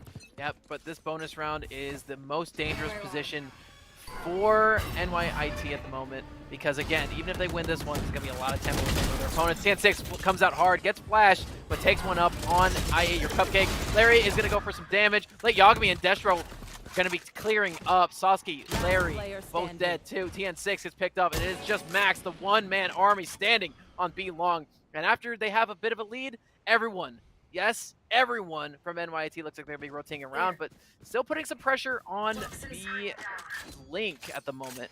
And it looks like Max recognizes that he needs to rotate around to A site to hold that one. Yeah, I mean, why would you walk into Max willingly? You have an open site, so I like this call. And again, 2 members are low, so you can pick up a couple frags on the outside. Max just going to look for, I think, 1 at the least. Well, he does have a lot of one-shot potential here. You know, he's got 8 notches on that Headhunter, as well as a Marshal. So he's hanging out in around Secret right now. Oh, Sicko! Backs to him. Oh. He's got to watch out, though. There's someone behind him. No, there's not, actually. Now he's going to got a Vandal. Oh, man, this is scary. Looking for another, can't find it. Jessero holds Close strong. enough. All right, and like we said, man, this is a dangerous round for MU. And NYIT is going to be the team to stand tall and win here. That was good. You know what? NYIT, again, same pattern as last game. And this time you actually hold even better, right? You had 3 carried over, and last time you only had 1. So this 4th round, feeling a lot better. You can actually see TN6 and Max wondering what they're going to buy up here. And I think they're a little bit shy on the util. So a little bit heavier on the guns this time around. And I Ate Your Cake, the only one working with that lower end purchase of the Spectre. It feels a lot more even for NYIT to try and get a handle on this game and tie things up 4-4. Max 2-2. with a Guardian looking for a jiggle, rotates around, Sicko and him in a fight, and Max is going to fall first. Sicko with great usage of that Vandal to pick those up. Toss that one around. Now 3 players left alive for NYIT last time, which means they're going to have excellent util. Nice pick from Tanuki. I Ate Your Cupcake pushing in hard. It is going to get picked off as well. Molloy standing strong here. They have a 4-3 advantage, but Sicko is on site. Late Yagami right now has to run back around, though, and pick up the spike. Just, again, clean from Tanuki in that mid. And right now, NYIT wondering what can they do, right? Again, it is a little bit easier than in game number 1, but it's still looking dangerous as Larry is able to get a frag on that spike planter, and Larry's actually allowed to back up and still get the kill on Sicko, even through the reload. Kronos, the last one alive, is going to find Tanuki, but it's a 3v1, right? 3v1 here. This is the most dangerous time to be in. What can you do? You're stuck in a corner with 30 seconds left. This was a buy round for Molloy, though, so if Kronos is able to clutch this one out, he's going to be in a really good position here. He's pushing up Link. All right. Oh, Kronos going to pick that one. Kronos looking for the plant in the corner. Just bait out his opponents. Takes a shot. TN6 peeking out a little bit. Is blind a little bit. And yep, that is going to do it. the initiators stand tall, and TN6 picks up the final kill of that one with the help of Sasuke. And it was much more dangerous this time. So NYIT getting a slow but progressive, better time here in game number 2, right? Remember, in game number 1 in round 4, they were flawlessly taken out. That was what happened, right? MU completely cleaned house. They put him into a very rough scenario. This time around, they're able to buy up. You can take a look there. No save. Destro with a full-on Phantom. And a couple others on the back end. So MU gonna have to realize they aren't running into pistols this time. They're running into guns. They're running into a little bit heavier artillery. But MU playing so far up. You can see Max on the side of B completely ready to go. And now in mid as well, too. Playing a very hard and aggressive angle. Yep. Everyone coming in from mid onto A. Oh, here comes the Nightfall. Here comes TN6 behind that box. You see him. Is he going to pop it? He will. He's going to get all of them. And here comes the Decay doing so much damage. Making that one a little bit cleaner. He picks up 2. Kronos is down as well.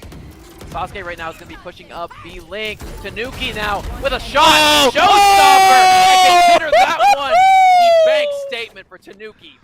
Punches his ticket in. Takes 2 kills with Sasuke rounding out the slack there in that situation. And man, the ult usage there was so good. The Nightfall comes out, hits everybody. Gets 2 kills for TN6. And then it was just cleanup with everyone pinned in the corner of mid for Tanuki, who's currently standing on top of the lobby. 8-2. Oh, that... It hurts to know that something is coming and you can't really do anything about it, right?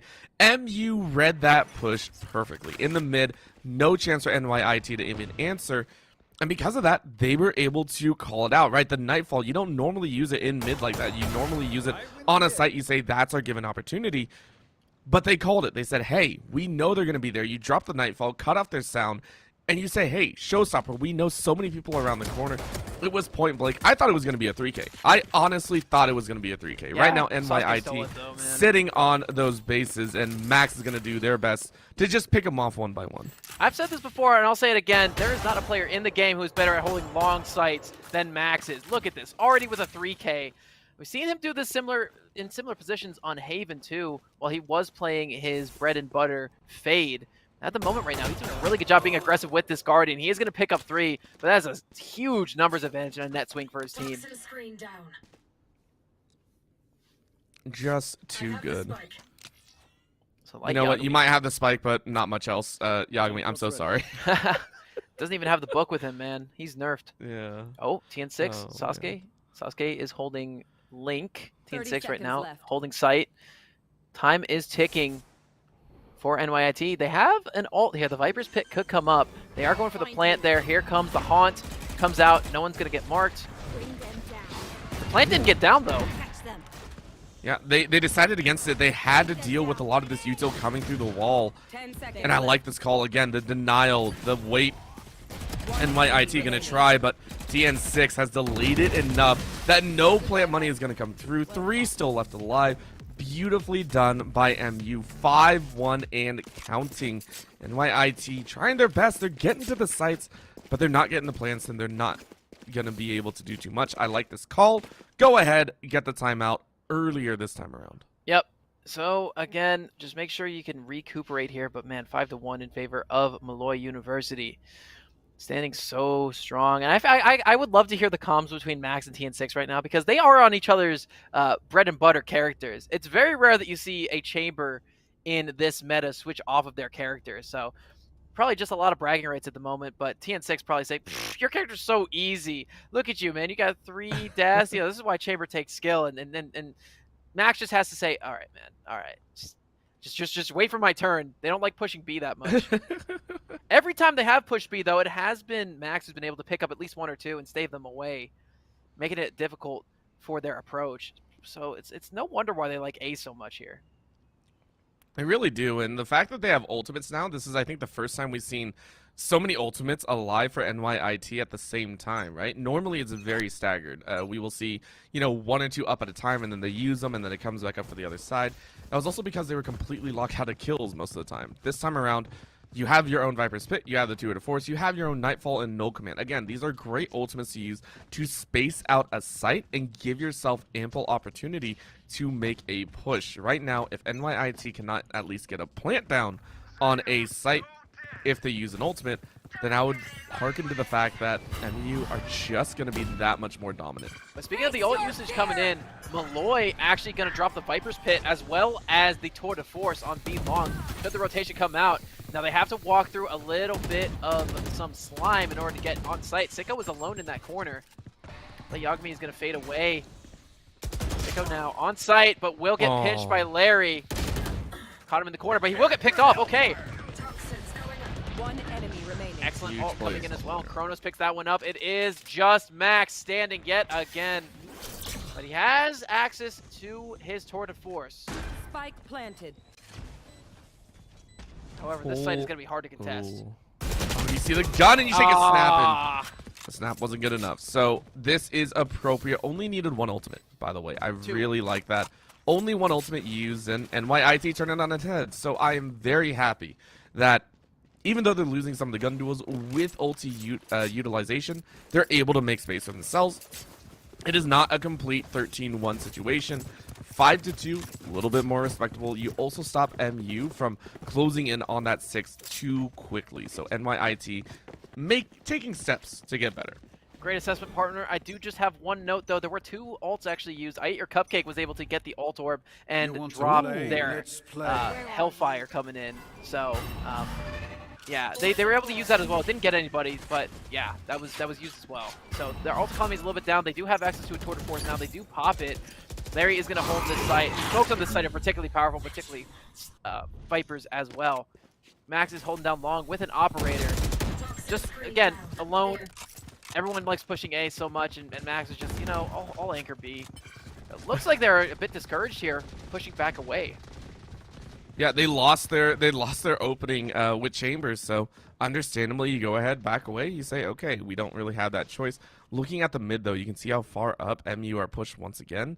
Yes, you don't have the Nightfall. Yes, you don't have the Showstopper. It's still more than enough, and actually chasing into Link here. Max still hiding on the site. All 4 crowding around this center pillar. Where do they choose to go? Do they choose B or do they choose A? Either side has a very nasty surprise waiting for them. Yeah, they're choosing, it looks like A Art. They have to go through 2 players. TN6 holding down B Link at the moment. Oh yeah, everyone gets knocked there. Sasuke and Tanuki collectively pick up 1. Are going to drop the Aftershock coming in. However, it's going to be a trade-off. I Eat Your Cupcake is going to get the first kill of the map. However, TN6 coming in from the back, from mid, up high. Will get picked off, though. One enemy remaining. They're running out of time. 10 seconds left.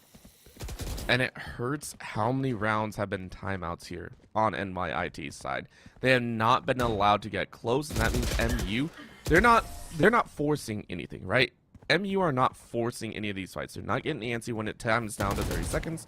They're in no rush, and NYIT have to recognize that they have to go towards that danger. Right now, NYIT sitting at a 6-2, and it's a dangerous spot to be in. 2 ultimates are ready to go still, and 1 on the side for TN6, as you said, with a little change up in the agent selection. The Nightfall in TN6's hands. Let's see if they can utilize it just as well. Right, it's still a very, very good ult. Covers a lot of space. Really easy to get mileage off of. Max will be holding B long, and it looks like that is where the majority of the push is going to be. A 5-man force coming out. Max in the rat's nest right now. He's going to get 1. Looking for more. He's going to get 2. Oh. And the 1-man army stakes his claim over this site yet again. 3 for Max. Keep it going, brother. Keep it going. Not going to get the 4th. And he will. No! Again, Max always good for 3, though. 3 was enough. 3 was plenty. You can see the rest of them. I Eat Your Cupcake going, I don't want anything to do here. It is dangerous. At least trying to move in. Still dancing that corridor, and I mean, they're going to have to push away. They're going to have to walk away and figure out another option here because Max just obliterated any chance NYIT have of a complete push. So well done with that singular stopping power. Now in the mid, I mean, there's not much else you can do here, right? This is NYIT just going ahead and saying, yeah, we're going to get a fight either way. Let's at least be the first ones to take the shot. Right, but Sasuke now is going to bait out that fire. However, he has to give away his position. We'll drop a tremor, though, and that push is going to be a little bit slower. Tanuki, though, on the flank. Looks like they're going to be pushing through back site near spawn. Right, your Cupcake's going to cover Art.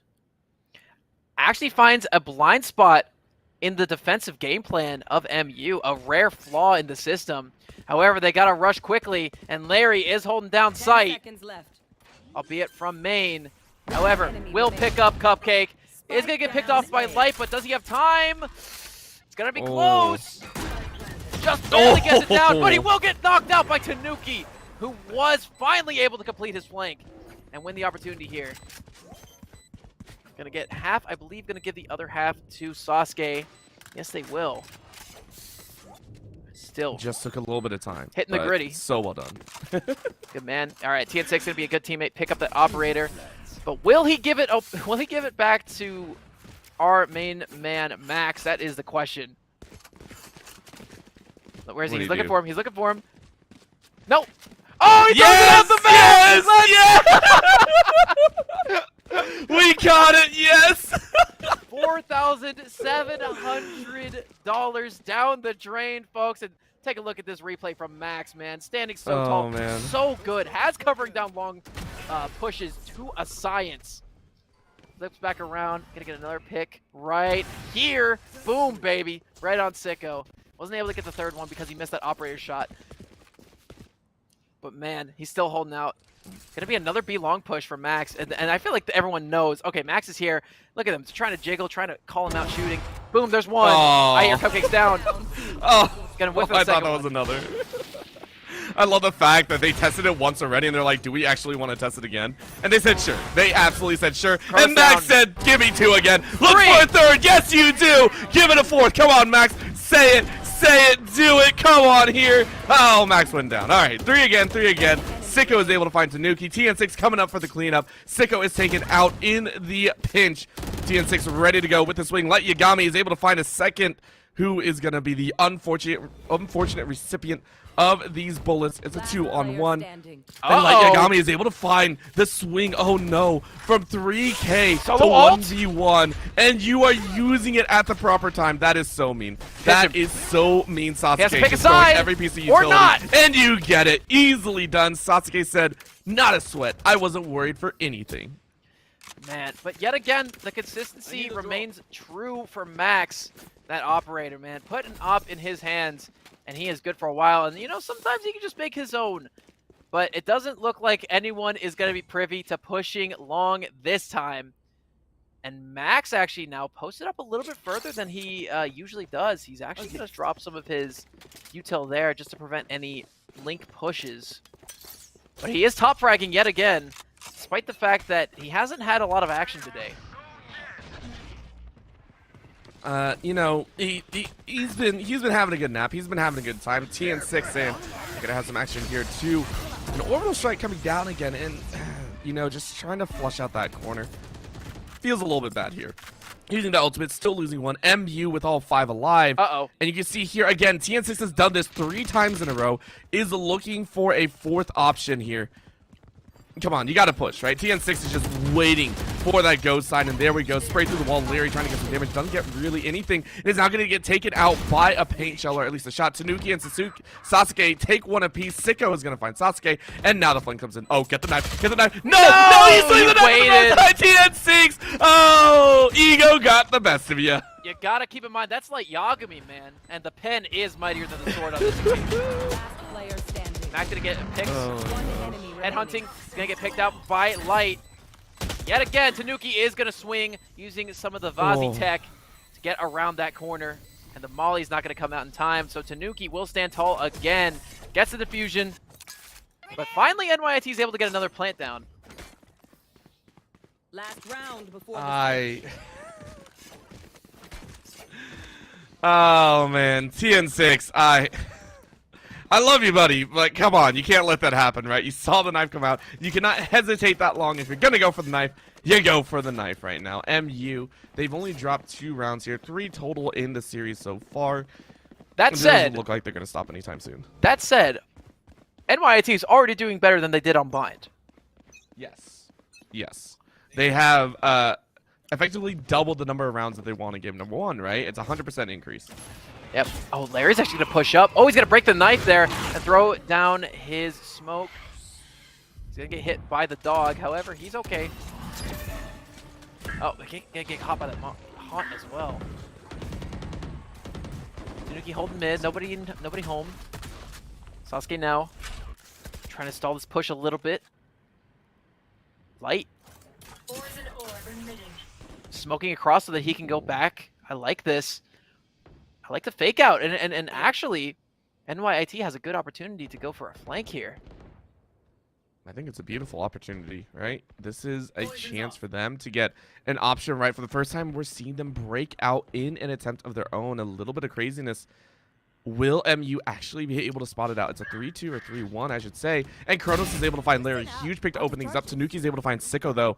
And the call is made. Hey, one down in mid. Let's see who else we can find. TN6 able to cut out Light Yagami. That's huge. And looking for a few more. Yeah, IA or Cupcake, though, is able to get a swing on one. Do you get a few more? Can't find a second. Sasuke and Tanuki take one apiece. It's down to IA or Cupcake. You swing on another. But the showstopper to the face lands another 3K for Tanuki. It's triples all the way around.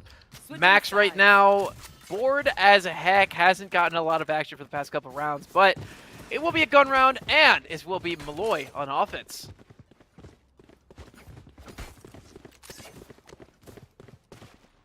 I mean, this is this is theirs to take away, right? All they have to do is win 3 rounds, a pistol, an anti, and then maybe a bonus or after. I mean, they've done this song and dance before, and just like before, Tanuki, Max, and TN6 are once again in the triple-digit kills.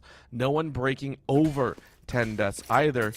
This team has been so good in this series that, I mean, I'm excited to see what they can do in playoffs, right? They are looking so far ahead right now. I'm so excited to see how far they can make the run. You know, how many teams they take down, and how many 3-0s they can land on teams as well. Well, will be some patented aggression coming in from Molloy. Max already pushing up really deep. Gets a hard angle on Sicko and will fall. Headhunter is going to do its job. Turns around so he doesn't get blind. Good smokes coming in from NYIT, making it a little bit more difficult for Max to push on site. Tanuki and TN6 are together. Light Yagami is going to get one, and there's going to be a trade there. But the paint shell is going to pick those kills up on Light Yagami. And another hit from Tanuki keeps the momentum rolling. Paint shell, it looks like there's CT. I ate your Cupcake hanging out with that revolver. He's going to get a couple shots. Max will get felled. Tanuki in heaven. Oof. Will take the final kill of the round. A 4K for Tanuki. Tanuki's so mad. Tanuki's like, I could have had an ace. I could have had an ace to cement 21 frags in 13 rounds. That could have been it. That could have been it. But a 20 bomb is still just as good. Looking for 2 more rounds, and I mean, it looks like a bargain bin buy. It looks like NYIT are going to try and land 2 buy rounds here in the final chances for them. And MU, they're happy, right? You can see the Spectres. You can see the arrows coming out here or Guardian for Max. Max is going to be doing those 1-taps of the dome as quickly as possible, especially with only light armor on 3 members. This should just be theirs all the way through. MU going ahead, quick charge forward, run straight into some poison though. Poison going to slow them down as much as possible. And we're seeing why Viper is so patented on this map. Obviously, he hasn't even used the smokes yet. Has put up the wall as well as the molly, but it looks like Molloy will be shifting back around, and it looks like they're going to be pushing long. Max has long, very secured, and this fadeaway is a good appetizer for what we're going to be seeing, because it looks like NYIT is going to be going on a full rotation, like a couple bats out of hell, and Max is going to be there waiting for them.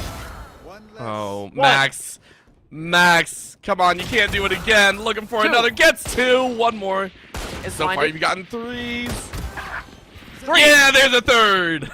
Like I said, my man's always good for 3. Only 3, only 3. No more, no less. Oh, man. Tanuki gets rid of Light. Kronos is going to be coming in from long. Couple picks. Tanuki is down. Kronos not a lot of HP. And hey! The 3 curse has been broken. 4K for Max. And we're on match and series point here. MU. Do they buy up? Do they? Okay, well, Tanuki They said. kind of have to. Well, Tanuki upgraded to a heavy-handed purchase there. Oh, did you really sell it? No. Come on, Tanuki. How did he have the money for it? Oh, no, Larry bought it for him. Did Larry? How does Larry have so much money? I don't... What? All right, well, either way, Larry no operator robbed coming out. NYIT blind there, I think, as well as taking the site. We don't know what happened to the money. Money's gone. Money's out there in the world now. And this is why Larry's the reason that inflation rates are so high at the moment. It's all on Larry. Larry, you absolute rude man. Larry is the top 1%, folks. Max going ahead, grabbing a kill. TN6 falls to Tanuki is going to find one more. Everyone's angry about the top 1%er. And MU are just like, we're going to get ours one way or another. TN6 gets I ate your cupcake in the back and says a small prayer before charging onwards. It's all down to Kronos. Kronos, you got to stop time or something to be able to make a massive play here. You got a Spectre in a Dream, 120 bullets. What are you gonna do? Are you gonna knife fight someone? Please tell me you knife fight someone for this final kill. Please tell me you can do that. Kronos right now trying not to get showstops. All right, showstopper comes around. Larry, top 1% is going to take the final stock or final life and the final kill in this one. And you know what? He might be a top 1%er in terms of his amount of money and cheddar cheese in his pocket, but he's also a top 1%er as his skill in this game. So he will be the final dagger, putting the pause and the stop onto NYIT, but NYIT with a very good showing here tonight, able to do better than their first map. So that cannot be overstated. And this is a very, very good Molloy team who moves on to 5-1 in conference play. Yeah, this is them just basically showing everyone else what they have to deal with, right? And the fact that MU were actually able, it feels like they didn't show too many other cards. It felt like a stock standard MU style of play, right? They played it nice, they played it simple, they didn't get too aggressive. Yes, there was a knife here and there and the crazy wraparound over there on map number 1. You know, whatever you want to say, that was a little bit of fun, but it wasn't crazy, right? It's not like they were pulling out a neon. It wasn't like they were pulling out some sort of crazy agent flex. It was stock standard. So for teams that are trying to look for a weakness in their gameplay, unfortunately, you're going to have to play them. You're going to have to play them and try and take them to a little bit more than just a 2-0, 3-0 situation. You're going to have to take them the whole 9 yards if you really want to find out their weakness and their weak link, I should say. Yeah, but hey, no weak links tonight on Molloy's team. And we're going to be going to a bit of a break. But when we return, we got a hard-hitting interview for you guys. And it is fan favorite Tanuki who will be joining us when we return. Don't go nowhere. You don't want to miss this one, folks. I'm not very often playing on like big stages. Sometimes it's smaller tournaments, and at Vegas it was a bigger stage and there was a lot more people watching. So it was a bit more of a unique situation that I wasn't always in, and there was a little bit of nerves there, although it was a bit under control. But I think I definitely have the nerves mostly under control. And if there's a new situation like the stage one, I feel like just having more experience with that kind of stuff kind of help quells it. And also it's just because there's also other methods too, like telling yourself like uh like self-affirming stuff, I'm this is what I do, I'm just gonna go up there and play the game and do my best. And telling yourself that kind of stuff helps with nerves a lot too. So As a coach, do you tell those things to the people that you're coaching as well when they're nervous? yeah, I try a lot to practice what I preach. And I do in my coaching, there's a lot of mentality coaching too, because uh I feel like not a lot of I feel like it's a really interesting part of the game and just a part of life too. And I feel like it's not something people focus on a lot with coaching. I feel like a lot of coaching, they're focusing on technical aspects, in-game aspects. Like what can you do in this situation that can be better. But sometimes like mentality comes first, and they're not going to be able to make those steps and make those leaps without like making a change in their mentality first, or at least trying to make an improvement somewhere there. And there's a lot of different like perspectives for it, but yeah. I really admire your mindset. That's really cool. A lot of the Thank gamers you. that I've talked to are like aggressive. So it's Thank you. really cool to hear that. Switching gears a little bit, how do you feel about the CECC? What do you think about it? And do you think your team will go to Atlanta? So far, I think it's been good. It's been fun, and I do think there's a very high chance we would go to Atlanta. With my mentality, like I was talking about before, sometimes I just go into it and I'm like, okay, I'm just gonna do my best and I'm gonna play, and that's really what comes down to it. But I am really confident in our team's ability. I think we have a really good set of guys that put a lot of work into it. So I'm very confident that we would likely go to Atlanta. But if it doesn't happen, it doesn't happen. Then I just go from there. Well, those are all the questions I had. So, is there anything else that you want the world to know about you, or anything that you would like to end with? I don't know, for anyone watching, like just try to find like a balance like in life, and try to find like who you are truly, and like follow that passion. Because just for like reference, I worked somewhere for 3 years, and then I felt like I wasn't being called to work there anymore, and like Smash was something I always cared about and always wanted to do. So I quit work, and with the money I had saved up, I pursued Smash for like a year and a half, and like that phase just kind of ended. And I don't regret it. I don't regret it at all. Like I wasn't like making a lot of money through it, but it was something I was passionate about, something I wanted to do. And I'm really glad that I did it, and I hope that other people can consider like following their passions like that, but also with proceeding like with caution, doing what is available to them, and just finding like who they are and what makes them happy, I guess. Thank you so much again for your time and doing this interview with me. I really appreciate it. Okay, thank you for having me.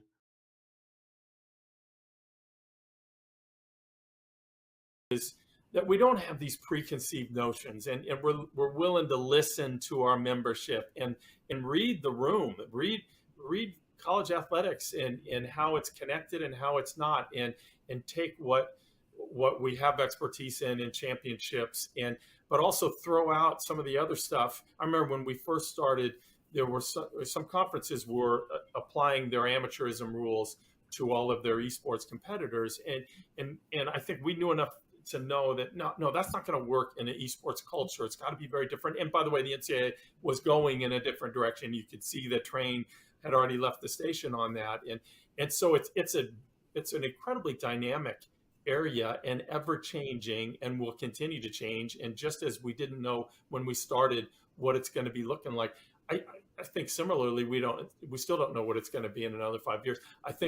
I know enough to know that all of us are still going to have a thriving esports program that's doing a real good service for our members and for our competitors. But we still don't know necessarily what some of that is going to look like, and that's pretty cool about it all. Let me ask you this, because you all are used to dealing with your athletic directors, and each of them are dealing with what's in front of them in their athletic departments. My guess is at least some of your schools are that this is not necessarily operating within the athletic department. And can you talk about how you navigate that in a conference office, and maybe the best way to handle that, or do you have preferences? Do you try to steer them one way or the other? And just talk a little bit about that, if you don't mind. Sure. The majority of our schools are not under the athletics umbrella. We have one institution that perhaps by next year will be under the auspices of athletics, but most of them are in other departments across campus. Right. One of the things that has helped us is that we have support from the president's office. And so in order to participate in Mountain West events, you have to have an adult non-student administrator that oversees that, the eSport program. And that's where we get assistance with, eligibility checks and, what, please complete your roster, things like that. I don't know in the future, and it depends on, who's sitting in the athletics director's chairs, whether or not more esport teams will go under the umbrella of athletics. And I'm kind of indifferent in terms of whether it should, because I don't want esports to go down the road that some conventional sports have gone down with the NCAA. So we have a unique opportunity to kind of craft esports in a way that fits what esports is, as opposed to trying to fit it into a conventional athletics box, so to speak. Right. I think the success of our program and getting participation is exactly that. The fact that we're not tying it in necessarily to athletics and NCAA eligibility. Like Carolyn, we probably have 3 or 4 schools that are under athletics. And I know it puts them in a difficult position sometimes trying to make some decisions. I got a request recently to consider allowing part-time students to participate during this year, because some schools. Hello, everyone. Welcome back to Esports U for this production of ECC Week 6 between Molloy University and NJIT, or NJ. I keep saying NJ, NYIT. I'm Laird, he's Orbital, and joining us at the moment is going to be a very special guest, one of the heroes of Molloy today. It's Tanuki, who will be joining us here. How are you doing tonight, brother? Doing all right. Definitely better after that game, but yeah, doing pretty good. Yes, sir. Hey, absolutely sick digs, by the way. But, before I start gushing about your aesthetically pleasing room choice, how you feeling, man? You guys won a very, very dominating couple of matches. And on top of that, you dropped 3 individual rounds between 2 games. You got to feel pretty good about that. Yeah, definitely.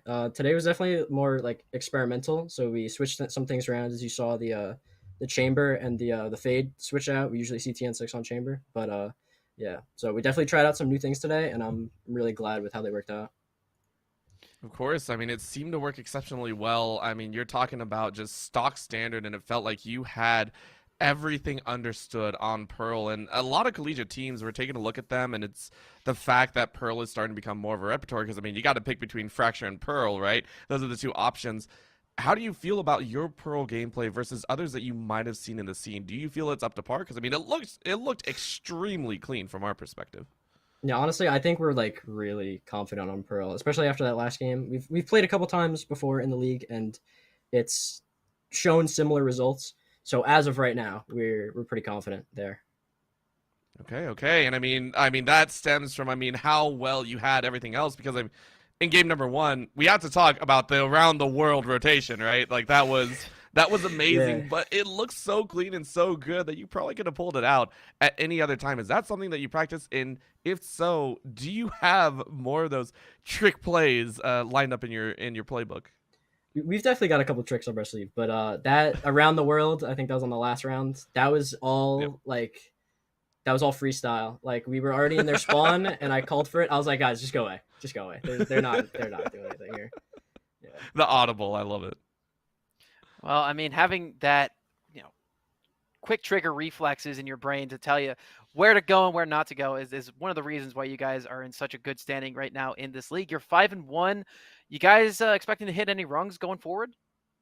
I sure hope not. We're pretty confident right now. I think most of our team is like in sync with where we are. So yeah, we're set, I think. Yeah. Okay. Also, real quick, just got to ask a little bit of a personal question. Were the comms very loud for any particular reason when TM6 threw Max's op away? Maybe a little bit. I'll be honest. Maybe a little bit. So, Yeah, some it stuff we peaked. can't repeat for the viewing public at the Oh, moment, right? there's I'm no way I sure. could say that. No. Of course. Yeah, well, we'll talk to you after the interview. But hey, man, real quick, I know a lot of the players on Molloy have a lot of socials, TikTok, it's content that they produce pretty regularly. Do you have anything that you'd like to shout out in that sense? Yeah, there's definitely Max has a YouTube channel. I think it's it really is Max. Joe, TikTok, Twitch, it's TN6 or TN6, and then my TikTok is Tanuki_VAL. You can check those out. As you guys can see right there. Any particular person, anyone special that you want to shout out or give an audible to at the moment? Special someone very close to my heart is Larry, my teammate. I love him so much. We're able to combo and play off each other so well, and I'm really proud with how far he's come. Awesome, man. Well, hey, thank you so much for your time. Congratulations to you guys for a dominating couple of sets today, and I wish you nothing but the best in the future. I can't wait to be back on mic for you guys again. Thank you. Of course, man. Have a great night. And with that, folks, thank you so much for spending the better part of your Thursday evening with Orbital and myself. My friend, it's been a blast. Yeah, it's been a fun time again, just watching Molloy. I mean, you'd seen them before, you got to cast them before, and now I get the pleasure of watching their absolute dominance show up here. So, I mean, now we both have a taste of what they have to offer, and I mean, that was much more than I could have asked for. Yes, sir. And, to everyone at home, please feel free to tune in the next couple of weeks because things are getting really gritty. We're at the end of a lot of regular seasons for this conference, so there's a lot of big picture events coming up in the future. If you want to keep up with me, I'm at Laird Casting. He's at Orbital_Casting on Twitter. Keep up to date with us we're on mic pretty frequently, and I'm going to be going to Seattle this weekend for Port Priority, which is a Smash tournament. So feel free to tune into that. But without any further ado, thank you guys so much for tuning in. From everyone here, myself, Orbital, as well as the entire Esports U staff, as well as ECC, thank you so much for tuning in. And until next time, stay safe, take care. There's so many other jobs as well that That's can right. translate out of this experience in esports. The only path is not just as a player. I think all of us are representative of jobs in esports, but it mirrors traditional sports in pretty much the same way. You've got, broadcasters, you've got production people, you've got marketing and sales, and now NIL and things like that. But really, esports is kind of a great accelerator for a lot of new businesses that are coming up in the metaverse and Web3, and there's a lot of new technology that is going to be needed. And so these STEM students that are also esports athletes are really the future workforce and leaders of tomorrow. And us, as well as all of our brand partners that we work with, really recognize this. And I think that's really, a key driver of why brands are in this space. They want to be part of building that future workforce and leadership and shaping it and supporting it. So, yeah, it's been a very interesting space to watch. And we offer such a big, we offer such a big counterpart to traditional sports also, because it's a counterpart, but it's also the same, is what I'm trying to say. Because when you're traditional sports and they're done after their 2-a-day workout and they're done after their practice scrim, they're coming home to play Call of Duty and relax and put their feet up and get a drink and play video games. It grows their brain, problem-solving skills, and their hand-eye coordination while they're home. Hand-eye coordination, if you're a football player, massive skill.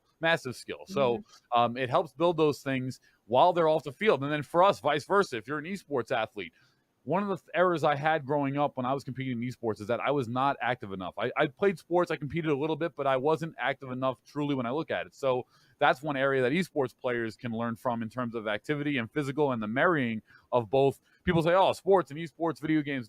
Not really. We're just kind of the tech industry's competitive form of competition, as to where traditional sports are more physical, hands-on. So I believe in the marrying of these two sectors and that they actually live together while also being counterparts. Well, I think then to speak to something about marrying, right, from traditional to esports, that to me speaks to this whole new thing, at least again from you guys, right? You guys have more traditional sports background, right? Paul, Lee, Mike, and all of that. But I think let's talk NIL then, because I think that's something that I think is really interesting, that at least when I heard about it, right, of what we're trying to do with, esports athletes, schools, programs in general, because it wasn't something you would think normally, right? You could understand, right, football player on the field, star quarterback, it makes sense, right? The guy is somebody that everybody knows on campus, whether you're on the team, off the team, or you're just going to the school, it makes sense. But I think, nowadays it's not as common, or people don't think that they could be somebody that their name is out there, right? Or that they're known, right? As we're growing this space, as we're putting this together, it almost feels really interesting that, your star entry in Valorant, or your star forward on Rocket League, right? Whatever the case might be, now they can have NIL deals. It's a thing out there, and I think, I don't know, maybe Mike, you want to start off, but I think thank you for teeing that up. So I was talking for too long. I forgot to bring NIL into the mix. So it's a common occurrence, occupational hazard. So I would say that so NIL for I'm sure most of you watching understand what it is, but NIL stands for name, image, and likeness. Name, image, and likeness, that term has been utilized to describe the transition of traditional student athletes, NCAA athletes, and their ability to monetize their name, image, and likeness. It went live July 1st, 2021, and it has continued over the course of the last nearly 14 months now. It's an interesting term because it's been co-opted to describe the NCAA's approach to student athletes being able to make endorsement money or be able to monetize any part of their name, image, and likeness. But it's been around forever, right? We've had athletes endorsing brands for over 100 years. Babe Ruth of the New York Yankees was endorsing brands 100 years ago, and it has continued onward from baseball cards all the way through now, where we have lots of different integrations of how influencers can monetize their followings. So what I would say on the traditional side is it's still a very young space. There are a lot of stories out there